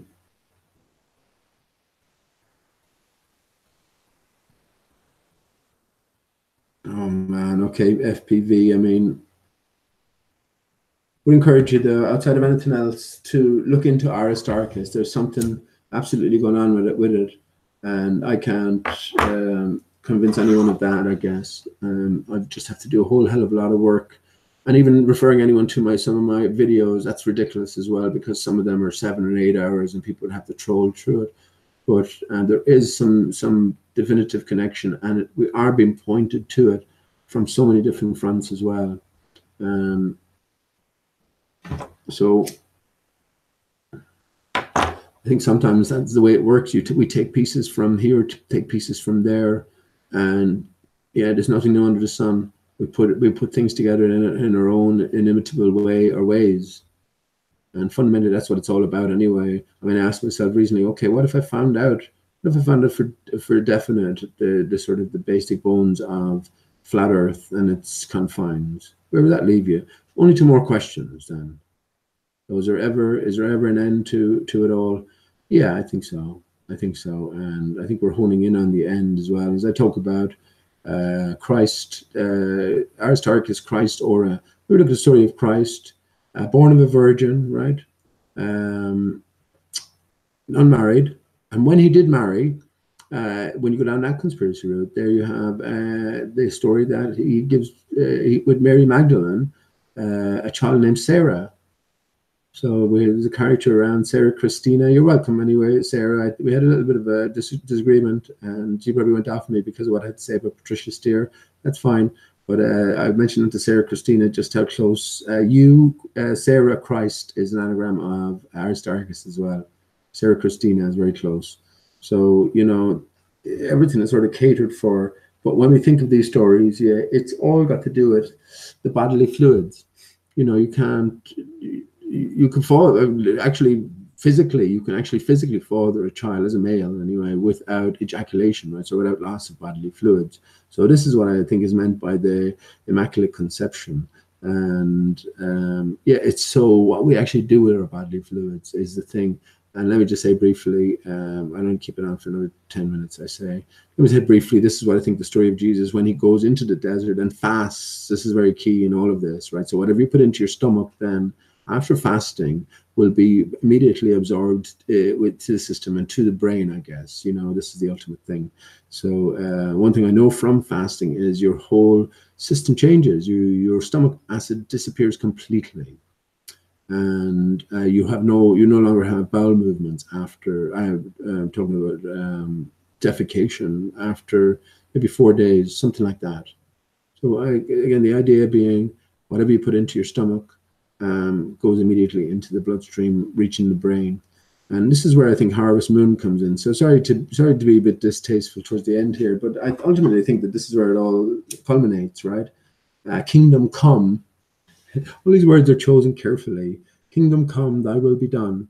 The body of Christ, you know, manna from heaven. I think it's all the same sort of thing. And it's what you do with your vital bodily fluids, understanding the sort of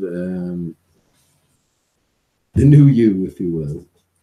And yeah, this is where fasting comes into it. And this is where after fasting, Jesus then receives illumination. We don't go into detail, I'm sure, about that aspect. I mean, consuming your own semen.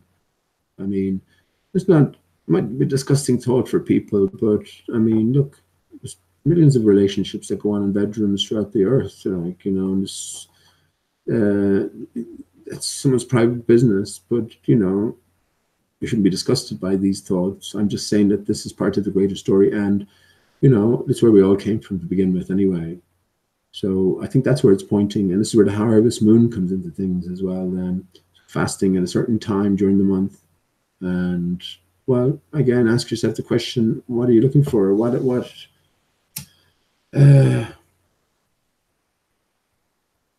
What's the question you're going to ask yourself before you enter any of these things, or in terms of consideration anyway? What are you looking to have answered here? But yeah, that's where I'm talking about Aristarchus being very like a sperm as well, wasn't it? Not very like, but you know, some similarities. So yeah, this gets to the very heart of our matters, and that includes everything. Everything is a component or an aspect to it. And some of these basic things, then, they're a more pertinent and pivotal aspect to everything. So fundamentally, that's where I am in my thinking.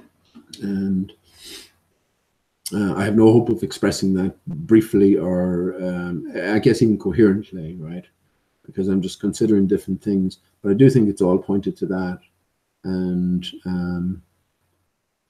yeah, I could go into a lot of detail about, you know, the whole E spirit. I think that's a very good one. Shakespeare, the whole E spirit. You bring the two sides of yourself together as the spine is the spear. Also been looking at the church as a cathedral here in Limerick. That's a picture of the body, telling you the different aspects within the body. And then you have the spire, which is the spine, which is the prominent feature. So again, it's all a physiological. It's a relationship between the material and the immaterial within you.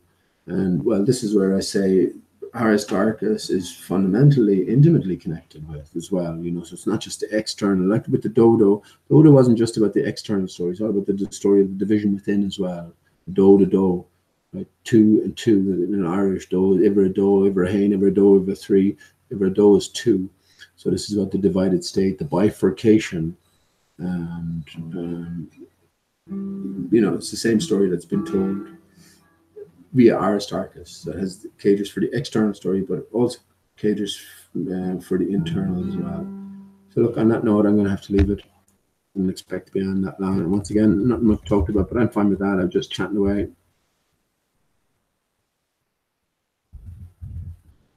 If I missed any questions.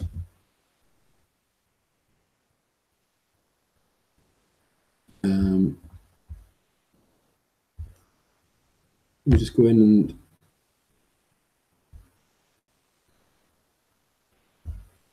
yeah, I think it's been quite enough night, right? So just things to consider anyway.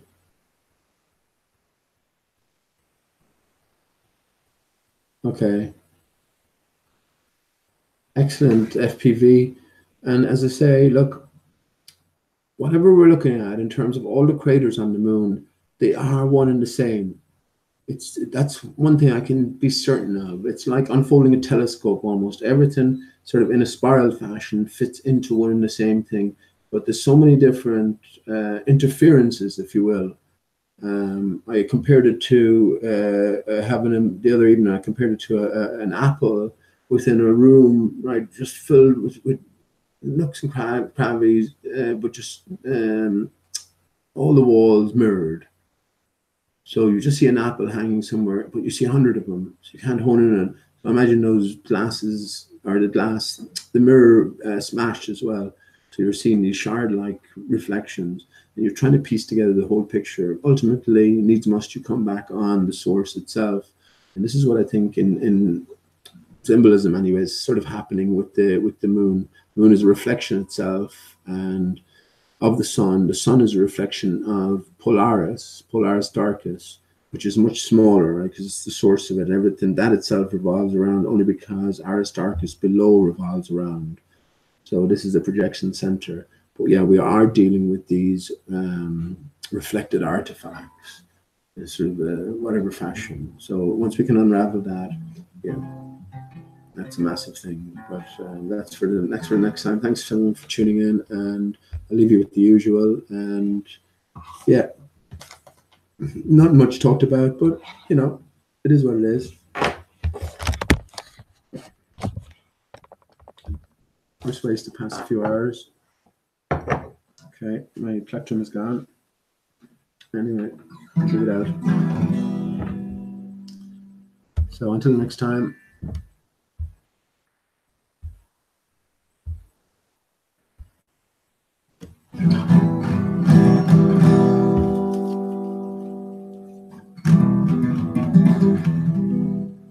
Oh, the money that I have spent it in the town. I know the harm that I've done, alas, it was to nobody. I know I've done for want of wit, remembering how I can't recall. So fill to me the parting last of the night, and joy be with you.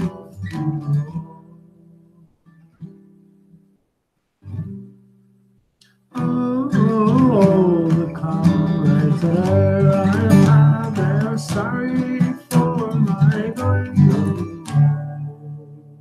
I know the sweethearts there I've had, they would wish me one more day to stay.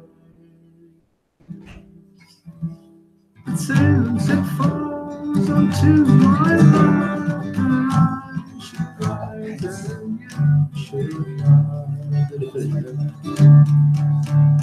I'm gently rising and softly hold the night, and joy be with you. I'm gently rising and softly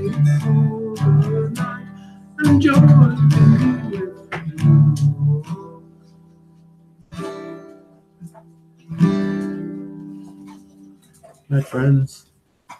Love you, Steve. Next time.